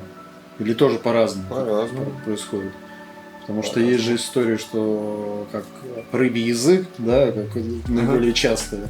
Ты что-то, какой-то мотив, да, прикольный, там что-то, какие-то слова, какой-то мотив, и после этого ты уже текст накладываешь на это действие. Ну, наверное, может быть, большинство, как мне кажется, так записывает. По-разному. Бывает, просто доправляешься куда-то, у тебя мелодия в голове заиграла, да. Домой приехал, воспроизвел ее на гитаре или на фано, и потом под это уже текст пишешь. Бывает стих, бывает одновременно, да. Бывает как с «Россиянством». Стих вначале написал, потом под это дело музыку. У «Россиянства» есть две версии, да, одна там металлическая такая, другая, студийной вариации нет, но есть акустический такой лайв студийный. Тоже такая более... Я назвал версию «Кухни». записывать с живыми инструментами, либо под гитару, тебе как, ну, допустим, есть песня, которую ты хочешь именно, чтобы она злее звучала с инструментами, либо, как говорится, говорить тише, но будет громче это звучать, да, чтобы за этими аранжировками не сбить людям мысль. Вот, и почему у тебя, ну, больше все-таки под гитару песня, вот из-за этой истории, ну, либо лень, или что у тебя, сколько получается, 2 альбома таких с группами, ну, где ты в роли группы выступаешь, человек-оркестр, и остальные у тебя именно под гитару. Они действительно там местами все акустические композиции, скажем так, партии-то не затейливые, да, но в то же время там достаточно объемненько звучит, там много всего, там и пианинки, да, и перкуссионные моменты, да, стринги какие-то, да и гитар там хватает, лево-право, центр, мелизмы там и так далее, там много всего. Да. Там достаточно жирненько звучит в плане аранжировки, да, и полно. Ну, я к чему это завел, что я иногда слушаю, допустим, ну, группу, послушал трек, ты его так иногда не воспринимаешь, но иногда этот же трек звучит просто под гитару, и ты уже вот это отбрасывается аранжировка, у тебя гитара, да, и вокал, и ты уже начинаешь слушать текст более острый, ты воспринимаешь, ну, у меня может быть так, ты такой, вот в чем прикол. Во-первых, я не считаю, что у меня там, да, аранжировки электрические, да, аранжировки акустические там сильно разнятся. И там, я думаю, хватает всего. Не, я согласен. В моем плане это барабаны, дисторшн, вот это бас. Но а тут касаемо музыкального воспитания и восприятия, да. То есть, я не знаю, меня буквально с детства приучили к тому, что учись слушать одновременно. Одновременно, допустим, там тот же Pink Floyd взять, там же очень важна смысловая нагрузка. Но при этом, что там внутри композиции происходит, там же просто настоящая вселенная, там архитекторы звука группа, да. То, что сейчас там, например, там, начиная с альбома «Иначе», там ДДТ делает, это же крутейшие аранжировки, ну, реально, там, опять-таки, у многих почему-то ДДТ ассоциируется там с каким-то там говнороком, так называемым, и так далее, да. Да, для меня это главная альтернативная группа страны, там, еще начиная с альбома, там, не знаю, «Черный пес Петербург». То есть это альтернативная музыка, да. Реально. То есть и при этом какие смыслы, какое потрясающее владение русским языком, какая поэзия и поэтика, да. И... Ну здесь опять же еще люди. И большое внимание аранжировки. И я не знаю, меня не обламывает воспринимать, там слушаешь там мощную драйвовую песню какую-нибудь, у них там «Кризис», там, да, и при этом ты вникаешь вполне себе спокойно в текст, тебе буквально там молотком в голову вбивается. Я думаю, опять-таки вопрос, к чему ты как бы привык просто больше. Не знаю, я в этом проблемы никакой не вижу, и у себя я тоже не вижу, что я акустикой как-то там уж сильно облегчаю аранжировку. Да, ничего подобного. Это просто другой звук. Это камерный звук, там не камерный звук, более драйвовый, там с дисторшнами, там с барабанами и так далее, да. Просто другой звук, это все. А основа-то вся та же, по сути. Слушай, ну а вот вопрос еще такой, когда пишешь, записываешь альбом, ты вообще сейчас музыку слушаешь? Потому что есть такая тема, что, знаешь, с моментом, когда ты уже повзрослел, тебе мало что начинает заходить. Ты либо видишь, что это уже было, либо, знаешь, в подростковом возрасте тебя это больше торг, для тебя видео, какую музыка более сильный эндорфин. Сейчас я начинаю понимать, что очень мало групп, которых я раз, мне прям так откликается. И ты вообще слушаешь что-то, когда пишешь, или стараешься не смешивать, мозги себе не забивать, чтобы не было каких-то повторений, чтобы там копипаст не было каких-то, наслушавшись. Или наоборот, вдохновляешься чем-то новеньким? Не, точно не моя тема.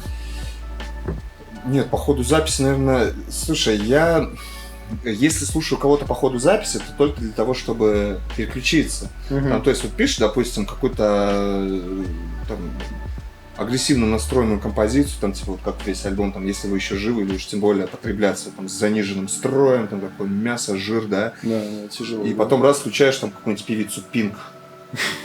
Переключился. Просто переключиться, да, чтобы мозг немножечко тебя в другую сторону повернулся, там, выдохнул и погнали дальше. Но не для цели, конечно, чтобы вдохновиться. Наоборот, там, да, пишешь акустику, наоборот, там, врубил какой-нибудь там металл, там, да, нравятся всякие там скандинавские, там, в частности, экстремальные группы, там, играющие там, достаточно экстремальный металл, там, Арчайнина какой-нибудь люблю послушать. И это по ходу записи акустического альбома. Поэтому вот сразу ответ вдохновляюсь ли это. То есть много ли Арчайними в альбоме «Цать»? То есть вот чаще всего за последнее время вот я слушал Арчайними как раз. У них там классные синглы. Так что рекламную группу Арчайними. Ну ничего, завтра потом сочтемся. У них реально там кайфовые синглы вышли. Я давно люблю эту группу. А что-то из новенького нашел сейчас, что можешь порекомендовать такой типа? Выморок. Я прям реально вот просто, если случится оказия, там познакомиться с ним, было бы очень интересно. Прям родственная душа, как мне показалось. Но я еще послушаю, да, присмотрюсь. Может, я где-то в чем-то ошибся. Ну, так вот сходу очень зашло. Слушай, а такие идеи, чтобы как-то подчеркнуть музыку или твои песни, твое творчество с помощью видео, у тебя возникали мысли? Может быть, какой-то сюжет? Или ты, наоборот, за видео, которое параллельно идет и вообще никак не соприкасается со смыслом, как я помню, по-моему, Саша Васильева из «Сплина» была история с клипом. Да, типа, давай снимем инопланетянина. Причем здесь инопланетянин? Ни при чем. Отлично, снимаем. Типа... Очень слава. Да. А пускай думают люди. Какой там скрытый смысл, причем здесь НЛО? Не, может есть, я, кстати, не помню, там что-то за песня. Ладно. Клип, да, в памяти видел клип. А о чем песня? Может, там и есть действительно? Может, не просто так. Может быть, угорнули, да?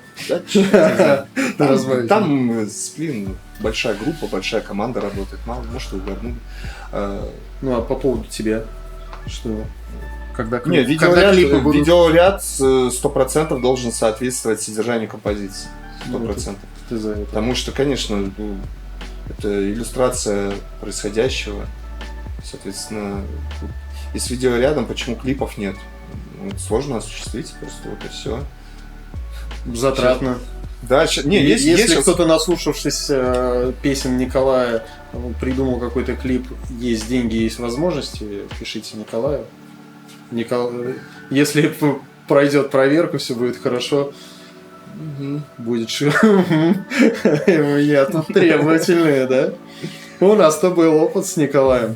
Гуляли по Питеру, сняли видео. Да, но опять же здесь как творчество, как и видео, и это же тоже вкусовщина. Мы обсуждали с тобой фильмы, да, кому-то нравится более, чтобы кадры быстро мелькали, да, переключались с действия, а кому-то нравится Тарковский, да, один плавные план, переходы, по 3-5 минут, и как бы здесь нужно смотреть, кому что. Не, ну это понятно, главное, чтобы общая внутренняя картинка, да, содержание совпадало с тем, что автор задумал. Ну, предпродакшн для этого нужен, да, обсуждать и как бы... Поэтому, да, реализовать. Не, есть сейчас идеи, ну, посмотрим. Получится, нет. Но в ближайшем будущем, да, планирую снять, наверное, первый клип. Хотя были уже же всякие клипы, которые там... Сейчас, дай бог, до меня едут там всякие архивы, отголоски прошлого. Я решил все-таки, глядишь, там что-то улетит в сеть из этого, да, потому что очень много саморучно было удалено, там много всякого интересного опыта было. Может, сейчас спустя годы, как бы, да, я удалил, потому что, ну, это самокритика, как бы, спустя какое-то время я понял, что к этому нужно относиться, ну, наверное, чуть менее требовательно, потому что все мы растем, прогрессируем. Проще надо быть. Да, все мы растем, прогрессируем, это нормально, если ты когда-то косипорил, наоборот, прикольно сравнить, то есть, что было до. Да, это же классно проследить вообще. Ну, мне вот сейчас с новыми технологиями мне нравится, стримингом начал пользоваться, что ты можешь проследить, как группа начинала, там, с первого альбома по последний. Ты можешь включить первый альбом, послушать и последний такой, ну, или постепенно понимать, как менялся звук, как менялись там тексты, как они росли. Это, ну, очень прикольно от этого до этого, да, и понимать. Здесь было круто, здесь, и какая работа была проделана. Но это, я думаю, для меломанов, кто сейчас альбомами слушает, в основном синглами, да, это сборник. Здесь рэп, здесь... Ну, я выше сказал. Шевчук, здесь еще что-то. Я выше сказал, кто слушает. Ну, у тебя, слушай, у тебя же история именно ты по старинке полноформатные выпускаешь, Да. не синглами. Ну, за исключением потребляться на данный момент. Да, Ну, и там то это песни, EP да. было. Ну да, EP такой экспериментальный. Такой капля. В основном С заниженным строем там, да. потому что сейчас же условия диктуют нам что? Почаще, Что? но по чуть-чуть. А Николай говорит, да пошли вы. Да. 15 Конечно. песен. Ждите, Я, слушайте. кстати, в сайт хотел изначально там песен 20 запихать. Но Ну, ты- как-то я все-таки такой думаю, ладно, прибережем. Просто не то, что я там задачился, что типа не перегружу ли. Мгм. Нет, просто решил, отложим еще в долгий ящик. Это я умею делать. Правильно. Потом еще придет время вот этих вот еще 5-6 композиций, я их пересмотрю, додумаю аранжировочки и запишу. А здесь сейчас выпущу то, что по-настоящему готово, то, что я считаю доведенным уже до ума, и на что не поднимется рука там удалить, как я это любил делать, пока изучал звукорежиссуру и не только. Ну и план. Удалено там много чего, ой-ой-ой просто. Ну ты тот еще Гоголь, короче, Да. там сжег только Но там. я не сжег, повторюсь. Это не сжег, это Ну, отложил. то есть ты такая. удаляешь корзину, а потом из корзины достаешь. Ну, грубо да? говоря, так, да. Такой, Да. что-то я с утра встал, что-то переборщил. Переборщил. Оставлю, просто немножечко переделаю, да, Да. согласен. Ну, то есть мы плавно перешли к анонсам, да, что от тебя ждать. Вот, только что вышел альбом, да, Мгм. у музыкантов же всегда так. Неважно сколько, EP вышел, сингл полноформатный, прошло 2 недели, так, что нового? Ну да. Когда следующий? Ну, 2 недели уже слушаем, Да, тут 15 песен. надо с концертами все нормализовать наконец, потому что у меня же затяжной такой отпуск был концертный. Мгм. То есть пора бы уже этим заняться. То есть сейчас по плану именно эта часть, да, может быть попробовать сейчас уйти там в СММ, да, заняться какими-то пиар-акциями, которыми, как правило, не занимаюсь вообще, да, потому что нужно распространять накопившийся материал. И потихонечку, наверное, с осени возвращаться в концертную среду. Ну, то есть в планах у нас в концертную среду вернуться. Мгм. Есть у нас еще в запасе неизданное, О. да, которое ты приберег. Полно. И еще что-то в Еще тетрадке. пишется, конечно. Еще пишется, то есть пока не планируем сворачиваться. И еще у нас ожидает какое-то видео, да? Ну, в есть в перспективе. планах, там, да, в перспективе там посмотрим, да. А так, может, в самое ближайшее время что там от меня ждать? Ну, может, какие-то лайв-видео там студийные, Мгм. что-то такое, да. Ну, у нас с Николаем уже был опыт, как я уже и говорил. Единственное, что нужно, как всегда говорю, изначально при продакшн делать и обсуждать, кто кому хочется, да. Там, опять же, есть, когда человек танцующий, скажем так, в кадре дергается. Я, допустим, хотел немного Николая расшевелить. Это не... У меня камера ходит вот так не потому, что я нажрался водяры, и такой, Николай, ты где? Я не могу тебя поймать в кадре. А немного оживить. Есть же и другой подход. Можно все снимать со штатива по Тарковскому и Да. засеять рожью Невский. И подождать, пока Нет, слушай, зайдет. и культовые балабановские проходки. Вот что я хочу позаимствовать. Да.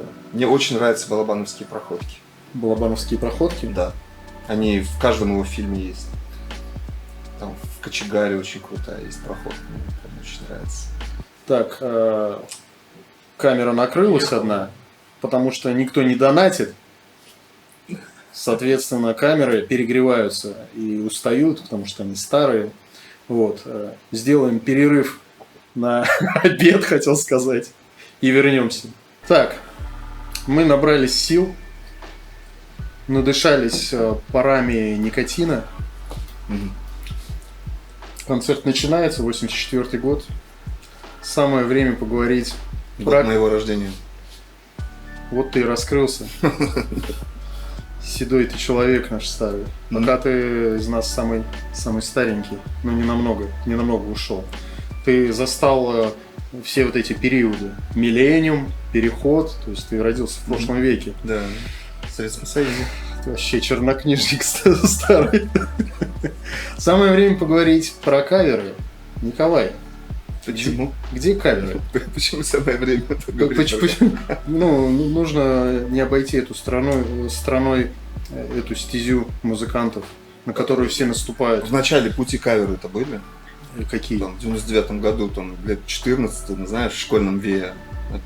Опять вернулся к школьному ВИА. Как же надо, Цоя. Были. Было дело. А потом все. Искусство захватило. Ты уже сам. И изнутри божественное как полилось. Божество и нет места Николаю. Да, и нет места каверам. А как вообще? Да и зачем? Есть, там, не знаю, специализированные коллективы, которые вполне себе неплохо с стезей справляются. Оставлю это дело им, раз уж так повелось, что у этого есть спрос, там, да, людям это надо, ну пусть там делают, там что-то каверят. Ничего страшного, но это не моя. К каверам лига. как относишься к кавер-бандам, бэндам? Да, примерно так же, как и к любой поп-группе. То есть это не мое, просто не моя лига совершенно. Ну вообще, как ты думаешь, это не убивает музыку? Потому что сколько групп и играют каверы, то есть это же все равно убивает. Смотри, типа свое творчество никто не знает.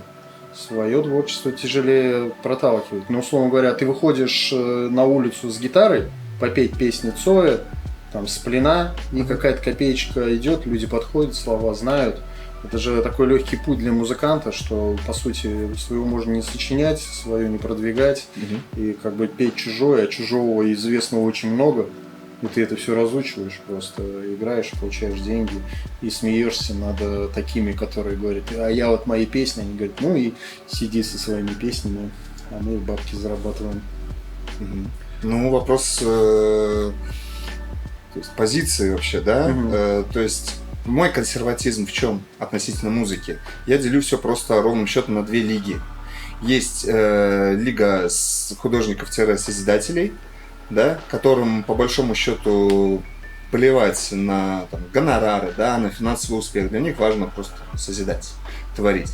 А есть лига шоуменов, да, туда же можно отнести там, каких-то там скоморохов, там, шутов, юродивых там, и так далее. Это такая более массовая лига. Я ни с каким там, скажем так, не принижаю это все движение, и в частности всю эту глобальную лигу. Это выбор вообще народа. То есть подавляющее большинство как раз находится именно в этой лиге. Потому что потреблять, как известно, легче, чем созидать. И лига созидания всегда была в меньшинстве. Да, там один что-то создал, а миллионы потребили. Как бы. Это нормально. Вот. Как без него-то. Это все вопрос как бы твоих личных приоритетов. Нравится тебе каверить, там, кавери, окей, если ты на больше не гораст, понимаешь, художник не пойдет кавера играть. Вот и все, он не пойдет. У него, во-первых, он не будет на это распыляться. Все. Просто я к тому, что это убивает. убивает. За редким исключением, но я не знаю, я тут не знаю. Мне кажется, это убивает же, в целом музыку, сколько людей играют и каверы. То есть просто перемалывают. Потому что они свое ничего не играют и не будут так играть. Они не могут. Потому что они уже вступили. Нет, они из другой лиги. Они не могут ты думаешь, свое. потому что не могут? Конечно. Мне кажется, что, может быть, и могут. Просто это не делают, потому что это не прокормит их. Нет, я же говорю, в этом-то и разница. Художник не может не делать. Все, он не может, несмотря ни на что, он не может не делать, он все равно будет это делать. Несмотря ни на что. Здесь просто я тоже задумался про этот счет, что, допустим, художник, он свое делает, да, но как бы мы живем в материальном мире. Тяжеловато, конечно, все-таки не все понимают, что художник, который пишет музыку, он же еще где-то работает.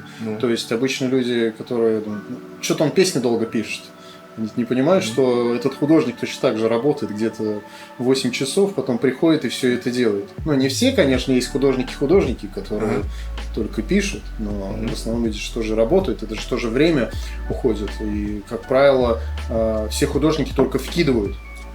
То есть только вкидывают деньги на запись, на инструменты, свое время инвестируют, но за это ты ничего не получают. Понимаешь? И смысл в том, что это легкий путь, и даже те, которые действительно, у которых есть песни, они все равно выбирают этот путь каверов, потому что он оплачивается. И где, скажем так, ты художник начинается, тот, который типа я художник, но денег не хватает, поэтому я пойду работать менеджером, но буду кормить свою семью. Либо он говорит, я художник, я останусь все-таки в музыке, пусть я буду чужое петь, но зарабатывать все-таки музыкой и все-таки играть.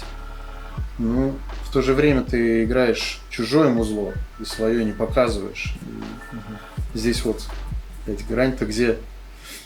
Что выбрать? Как жить? Да не будешь ты ничего выбирать. Я вышел уже очень Предначертано. Я очень... Нет, Тебе я предначертано. вышел, просто сказал, ты будешь просто писать, несмотря ни на что. Писать, играть, концерты давать. Просто будешь и все. Потому что ты не можешь этого не делать. Тут все. Тут на самом деле все очень просто, и нет никаких там каких-то вторых истин там. И здесь опять-таки, возвращаясь к там, какому-то краеугольному камню, либо так, либо не так, да нет там никакой альтернативы. Ну, художник должен Просто быть... делаешь и все. Художник должен быть голодным или не Нет, должен нет. так получилось? Нет, конечно, нет, не должен.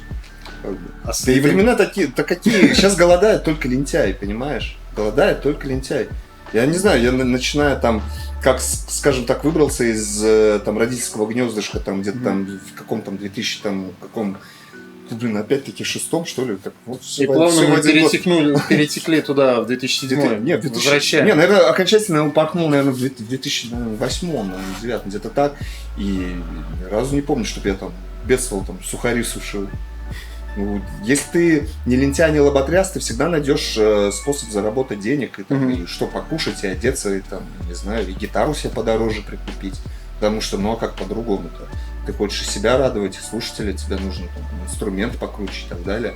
И... Ну, получается совмещать заработок Я в стороне смотри, и играть. я вот так перефразирую, переформулирую. Бедный художник ленивый художник. Вот и все. Вот и вся разница. У тебя такой, да, подход? Да, абсолютно. Сейчас бедные художники все. Бедные художники ленивые которые смотрят художники. на Nokia 3310. И В пикселях нас. идите и работайте на завод. И ничего, после- кстати, в этом зазорного нет. Там на заводах, на складах, там столько классных людей на самом деле работают. Абсолютно без сарказма. И ты знаешь, иногда на таких смотришь и прям думаешь, вот же счастливые люди. Они живут без вот этой залечи в голове, то что ты вот, знаешь, вот живешь в образе художника там, да, и ты с пониманием того, что ты подписался вот под вот какие-то определенные установки, я не знаю, свыше это, или это какая-то внутренняя загонка, но ты живешь постоянно с этими мыслями в голове, что тебе нужно вот созидать. И созидать нужно, раз ты за это взялся, качественно, тебе нужно развиваться технически, да, оттачивать там, опять-таки, владение языком, там, да, риторику, там, да, тебе нужно, раз уж это музыкальная направленность, развиваться технически музыкально, да, какие-то, может быть, новые музыкальные инструменты постигать. Как известно, музыкант способен развиваться вообще на протяжении всей карьеры. В этом, кстати, самый вообще кайф быть музыкантом. Ты можешь прогрессировать на протяжении всей своей жизни. Это вообще просто такой кайф, когда ты там, в условном 22-м слушаешь себя образца 2006-го и просто понимаешь, что между этим такая пропасть вообще. Вот это вот здорово. Как-то так, да. Ну, это хорошо, когда ты слушаешь и видишь эту пропасть, и в 22-м ты лучше, а не когда ты в 2006 ныряешь, такой смотришь, блин. А это потому Тогда что... было лучше, сейчас я просто... это потому что не можешь не писать, не можешь не действовать, не можешь не развиваться. Это вот такая лига. И я не знаю, что это. Божий промысел, личная загонка. Но я взял себя просто и отправил вот в эту лигу. Но она мне нравится больше. Да, в лиге просто такой потребительской там жить, существовать гораздо легче. Вот я и говорю, иногда завидуешь там вот простым работягам, у них вообще этой мысли даже нет. Просто они тебя даже не понимают вообще, то есть о чем ты вообще. Сколько гитар У них нет. И ты даже вот просто думаешь, да ладно, серьезно? Они таким вопросом не задаешь.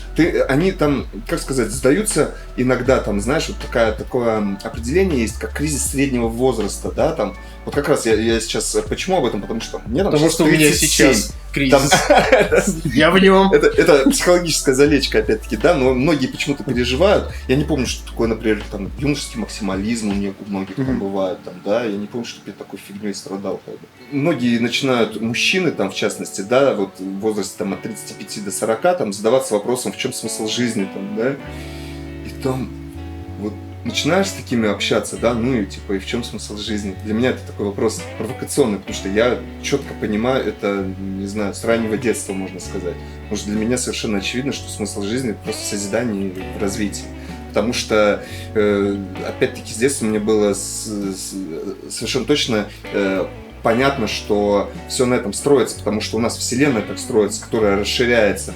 Там, да, частицы, атомы, эволюция, то есть все вот так вот, то есть дальше, больше, шире, там, да, наука не стоит на месте, искусство не стоит на месте, все растет и развивается. Это делают единицы, да, потребляют, опять-таки, подавляющая масса. Поэтому мне эта лига и вот притянула, вот, так интереснее. Сложнее, но чертовски интереснее. Да, а в нашем доме на всякое «если не пью, пишу песни», так интереснее. Все, пошли. Новая песня родилась. Да, вот прям только что. О космосе, о смысле жизни, о работягах, обо всем. О работягах всегда вообще. Пролетарии всех стран, да, объединяйтесь. Классная религия была при социализме, да? Я просто недавно с одним товарищем зацепился, ну реально про социализм, да, зацепился за... Дела давно минувших дней. Сейчас пойдут словечки у тебя, 84-го года. Относительно там религиозных там вопросов. И вот что-то я так подумал, что самая классная эта религия, которая когда-либо была на Земле, это вот как раз при социализме, даже я бы сказал, скорее такое коммунистическая идеология, типа человек-труженик Земли. Это классно вообще. Коммунист в здании. Не-не-не. Не-не-не. Ленин жив? Нет, я за идеальный социализм. Согласен. За идеальный социализм. Кому, как не нам, металлургам, об этом говорить. Правильно. Я тоже, Николай, металлург. Правда, я не был в цеху металлургов, но... Не, слушай, я скорее металлург только по той простой причине, что я вот хоккей. Вот понимаешь, на заводе я там отработал, там, скажем, там полгода, да, а хоккеем-то позанимался там 4 года. Поэтому я, наверное, а там же металлург хоккейный, только если в этом плане. Слушай, ну давай-ка вернемся к развитию. Что для тебя, вот когда говорят пофигу на звук, главное, какая суть идет? Или все-таки звук он решает? Да все решает. Все решает, вся композиция решает. Звук важен. Текст важен, стих. Желательно, чтобы это была поэзия, для меня лично. Потому что если это песенный жанр, то ты будь добр относиться с уважением как к музыкальной составляющей, так и к поэтической составляющей тонной песни.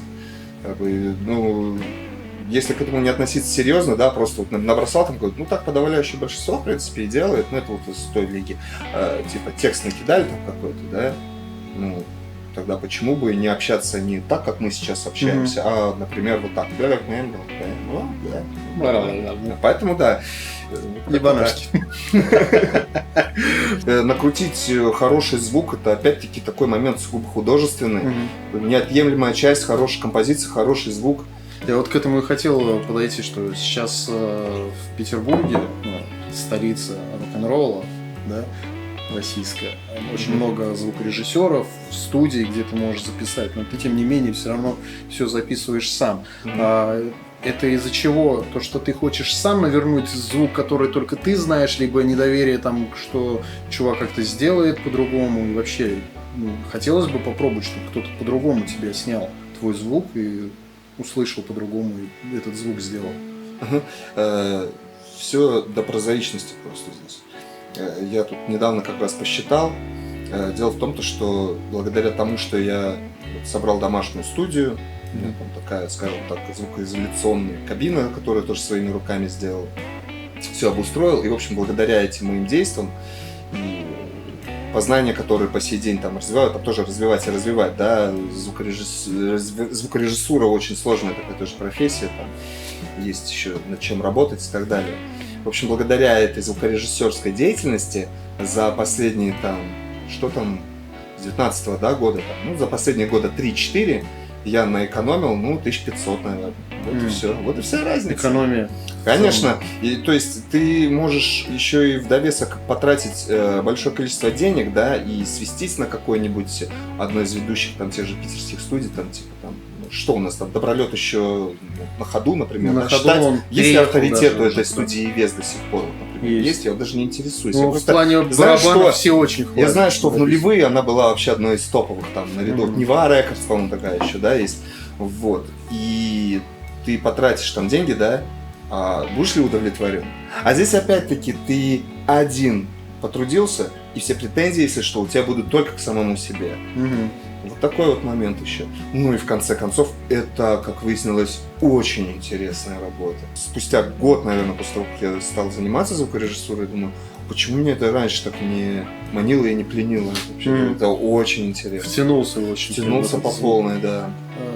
Пока лучше, на мое, это уже такая субъективная оценка. Мне самому нравится, как у меня все-таки получается более такой камерный звук. Именно с точки зрения вот такой сугубо инженерной, с точки зрения звукоинженерии. Но над электричеством там есть очень много нюансов, железа не хватает, да, там аналога, с которого лучше писать и так далее. Очень много подводных камней и, повторюсь, нюансов. Там работы непочатый край еще, так что будем расти и развиваться дальше. Были попытки у тебя вообще куда-то отправлять эту историю, и там люди на том конце провода были ли довольны качеством мастеринга, да, который проделан самостоятельно, и являлось ли это решающей ролью взять там трек куда-то в какую-то, не знаю, ротацию радио, интернет-радио или вообще куда-то? То есть ты получал какую-то обратную связь? Да. Давай на всякий случай без имен, но да. И, кстати, по старинке по телефону состоялся разговор с одним владельцем одного, скажем так, очень известного лейбла. И там был, да, положительный отзыв, но в итоге он меня попросил, что Николай, ты дальше, когда что-то будешь записывать, скидывай, пожалуйста. Вот. С тех пор я ему так ничего и не скинул. Договорились, вот. Сказал Николай, да. И пропал. Не, я не сказал договорились, я сказал посмотрим. Вот, потому что не все, скажем так, то, что он говорил, мне понравилось. Как мне показалось, было там, уместно. Да? Во многом наши, скажем так, позиции, мнения расходились. Да? Хотя можно было бы опять-таки мне отнестись более, там, скажем, снисходительно, да, все-таки там это возможность, да, это человек с определенным весом, там, да, и авторитетом, но, в принципе, по звуку, по продакшену особых нареканий от него я не услышал, все устроил. Он просто сказал для радио, а выхода у него есть, как у меня сказал, все радиостанции, типа, просто для этих радиостанций нет хитов, в чем я, кстати, не согласен. Там, знаешь, что интересно было? Я его спросил, так, если я эти примеры буду приводить, мы его раскроем, интересно? Надеюсь, что нет. Я могу просто звук убрать, ты будешь говорить, как в немом кино. И имя его. Вот будет так примерно. по губам. В общем, палево. Да, он примеры хитовости, он не знаешь, какие привел? Там группа Блонди, там какая-то там песня. И группа Eagles, там, «Отель Калифорния». Ну, это старый добрый хит уже с Ты знаешь, 70-х я тогда годов. достаточно скромно что-то там, скромно и сумбурно ответил, да, но вот здесь сейчас я бы спросил, так, пардон, а где на вышеупомянутых радиостанциях эти новые Eagles и Блонди? Где? Да. Я как бы не слышу. Да, действительно, мне не нравится ни Eagles, ни Блонди, но я согласен, что это абсолютные хиты. В частности, «Отель Калифорния», красивая, гармонически и мелодически сделанная композиция, да. Я даже близко ничего подобного не слышу на наших радиостанциях. Что смеяться, то есть о чем вообще он говорит? Как бы интересно. Ну, может быть, может, не договорили там чего там. Радио ты слушаешь? Может, вообще поговорим. Какие радиостанции сейчас есть? Ну, помимо упомянутых, там наше радио максимум. Слушай, я уже упоминал, да, что мне приходилось уже на всяких-то там работах, да, всякие, буквально пару лет назад у нас на одном из рабочих мест там ребята слушали там радио, наше радио, слушали радио Максимум, слушали там какие-то BBC подкасты, и все это вообще для меня как помягче. выразиться. Я не знаю, какая-то клишированная жижа, если честно. Мне не нравится. Не Слушай, нравится. так со времен... Мне хочется гораздо более резко сказать о том, что воспроизводится сейчас на радиостанциях. Ну, просто не хочется. Даже говорить, если честно, про это не хочется. Со времен того, как куда всем хочется вернуться, 2007 ранее, это так они и остались. Я не хочу наше радио, наше радио вообще. Да, тебе придется. Мы запускаем нашу машину времени и возвращаемся. Давай, профессор. Давай попробуем. Не, ну а что там было такого кайфового и какой культурный пласт в итоге заложили группы образца 2007 года? Я, знаешь, помню перечень, в том числе те коллективы, с которыми там доводилось играть, которые впоследствии там были на тот момент известными или там, стали там известными. Большая часть из них, они сейчас, ну, во-первых, нигде. Ну, какой культурный пласт? То есть какая там культура? Вот какую ценность они несли-то вообще? Я вот даже не знаю, там, кто оттуда остался именно вот именно из вот этой эмо-волны-то вообще? Кто вообще ныне действующий? Так а сейчас действующая волна. А, да? Я спрашиваю. Я просто не понимаю. Вот я не вижу верните мне мой пчелок. 2007, это вот как-то так говорят, как, наверное, просто о какой-то такой эмоциональной вспышке, да? Она просто была, То есть, на тот момент она, видимо, не, была я бы, знаешь, яркой, сейчас ты ее просто не заметишь. Вот знаешь, чтобы я точно вернул из 2007-го? Из 2007-го Портвейн? я бы вернул... Вот, блин, вот, в начале про группы. Вот давай вот в начале про группы. Портвейн был, да, был. Кстати, тогда еще местами хороший попадался-то. Три топора? Вообще отстой. Пятнашечка? Пятнашечка. Слушай, я же алкоголик с закалкой, это так на самом деле, да, хоть и ныне не пьющий там, почти. 32-й, по-моему. Да, 32-й, по-моему, наш любимый был. Ну, уже и не помню. Там же я особо-то не выбиралась. Мама, да, папа, мы бухали тогда, бухали как черти просто. Он просто сладенький был, поэтому... Ой, пьянки, гулянки, девочки, вот это вот классно было, да. А чтобы я вернулась в 2007-го на полном серьезе, это вот одежда для девочек. Вот знаешь, сейчас очень много джинс с завышенной талией, а тогда было заниженной. Это же реально красиво смотрелось. Реально, вот заниженная талия на джинсах. И если это девочки. И ремни клепанные. Пацаны с копилкой не надо. Не, пацаны не надо. Это лучше завышенные. Я вот честно... До суда, чтобы было.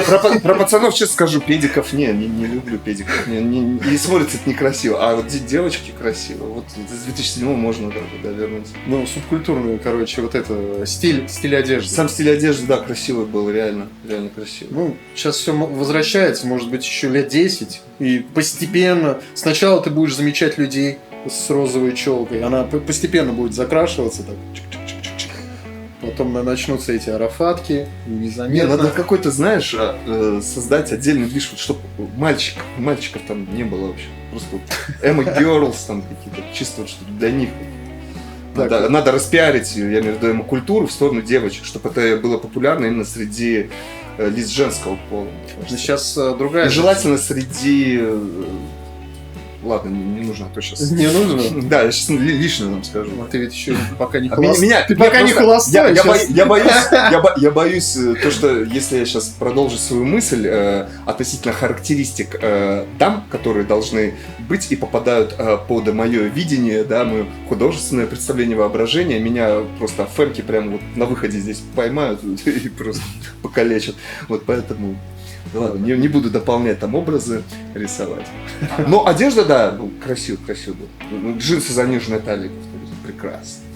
Так, ну, раз уж мы перешли в сторону отдыха, назовем это так, как же Николай у нас отдыхает сейчас? Николай, 84-го года выпуска, уже не молодой, но еще и не старый. Человек, которому не страшен кризис среднего возраста. Вообще не знаю, что это.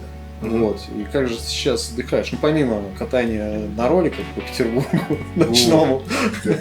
Сегодня заезд после нашей... Как мы в начале эфира назвали? Болтология? Болтология. Давай... Это определение дали. Давай высокоинтеллектуальная такая творческая беседа. Высокоинтеллектуальная творческая беседа. Разговор у абажура. Как меня недавно назвали, причислили, я потом дома ходил, произносил эту фразу и кривлялся. Типа, и я, сейчас скажу, элитарная питерская интеллигенция. и плыл просто по комнате, кривляясь. Ты посмотри на меня, элитарная питерская интеллигенция. Не, ну, на самом деле, да, можно же отнестись касаемо деятельности, но без шутовства и дурачества я не могу, да. Где-то там, да, могу держаться в кадре, да, могу держаться на концерте там, да, где-то, но вне этого как не дурачиться. А сегодня, да, по катушечке ночные организую, однозначно. Ну, а такой отдых, я скажу так, классика, когда лес, жареное мясо, река, как отлично, это? отлично, классно. Запах хвои. Запах хвои. Будоражит? Конечно. Николай. Да. В Карелию надо махнуть, кстати, съездить. Карелия нравится? Карелия, конечно, чувствуешь нравится. себя там свободным, Да. мысли приходят какие-то, может быть. Природа, конечно, такая. она всегда вдохновляет, да. Потому что в Питере это же все равно, ну, мегаполис, Там вот такие чувствуешь города, что- зов и глаз предков просто прям окунаешься в какие-то, знаешь, исторические, языческие дебри.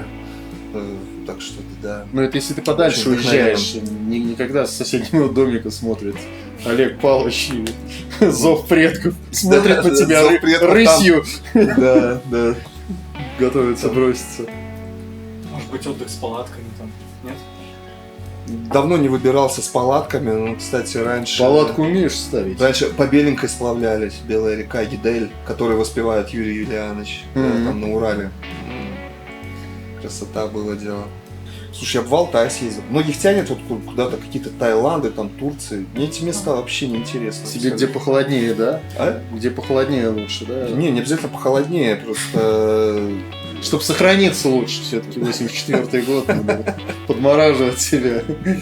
Не, меня манит Сибирь, манит Дальний Восток, да, северная часть Сибири. Потому что, может быть, все-таки корни-то ведут туда, как ни крути. Хотя, если так разобраться, корни-то у меня разбросаны, это опять-таки от Псковщины до Дальнего Востока и дальше, наверное, еще. Я считаю, прежде чем ехать из Обугорья познавать, да, хорошо бы свою страну узнать. Я ее знаю неплохо достаточно, много где был, но еще много где не был. Вот, например, для меня, Согласен. я бы сказал, к моему стыду я не был на Алтае, я бы даже так сказал. Типа, Ну, как к так, твоему стыду. почему я там не был? Я думаю, 80% Я на населения Байкале в России даже не не были, ни на Байкале, Байкале. ни То есть на я был там Алтае. когда-то маленький, наверное, проездом. Все-таки-то мы пересекали-то какие расстояния с поселком Многовершины, это Николаевский, Твой? Хабаровский, то есть край. Родился... Николаевский. Нет, там город, в котором я родился, кстати, Николаевск на Амуре называется. И в Вот. честь В тебя назвали как город. заведомо, да, сразу город что-то знал. Николаевск на Амуре, да. Это один товарищ, когда увидел, у меня в ВК какое-то время стоял родной город Николаевск на Амуре. Мгм. Он такой говорит, типа, прикольно ты придумал, типа, у тебя же одна из заглавных песен Амур, ну, на тот момент Мгм. была, песня тоже старая достаточно, записал ее только «Как мне нравится» тут в том году. И в альбоме «Если вы еще живы» точно. И он говорит, прикольно ты придумал, типа, вот одну из главных песен и свое имя вставил. И получилось Николаевск на Амуре. Я такой, говорит, ты это вот как-то современным языком рофл называется, да? Ты вкалываешься? Он такой, нет, а что? Я говорю, ну, это существующий город в Хабаровском крае, я родился там. Серьезно? Я такой, да. Люди, собственно, географию не знают. Так, конечно, ты Кошмар. в мегаполисе стекаются люди вообще с разных городов, и люди называют, и ты где это? Ты, допустим, называешь где-то, вот там свой край, что ты говоришь.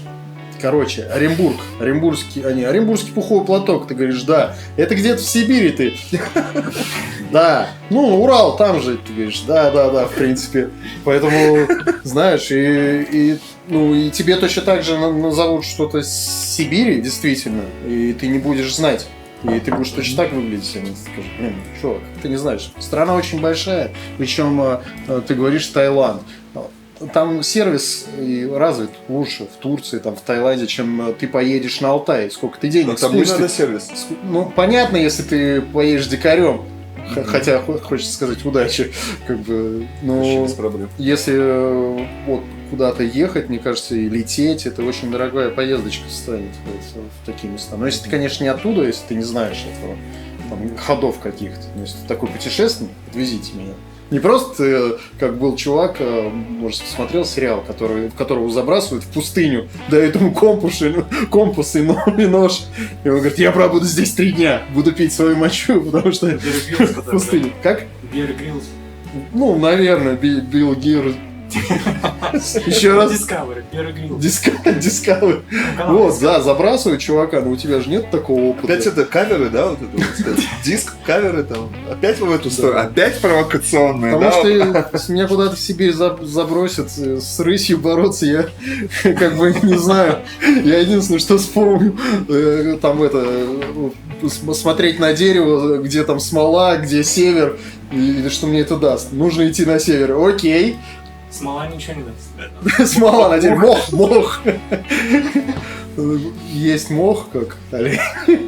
Я думаю, да, чувак бы мне пригодился сознанием, где найти там север, как разжечь огонь. Ну, не знаю, мне кажется, мы очень сильно привыкли к благам большого города. То есть прыгнул на метро, тут все на телефоне, тут Apple Pay пропал у людей. А что я буду делать? А карту это же прикладывать все это очень сложно. А наличку еще сложнее, а тут тебя в лес забрасывают и давай как-то. Поэтому, не знаю. Мне бы до Алтая просто велосипедную дорожку. Добраться. Как бы все. Я бы коньках бы сгонял, ей-богу. Асфальт, знаешь, на автомагистралях, на трассах он и делается из достаточно такого большого камня, и нужен диаметр колес побольше, чтобы доехать. А я использую не самый большой. На УАЗике нормально будет ехать, а потом какие-то места ты просто велосипед вытаскиваешь и проехал.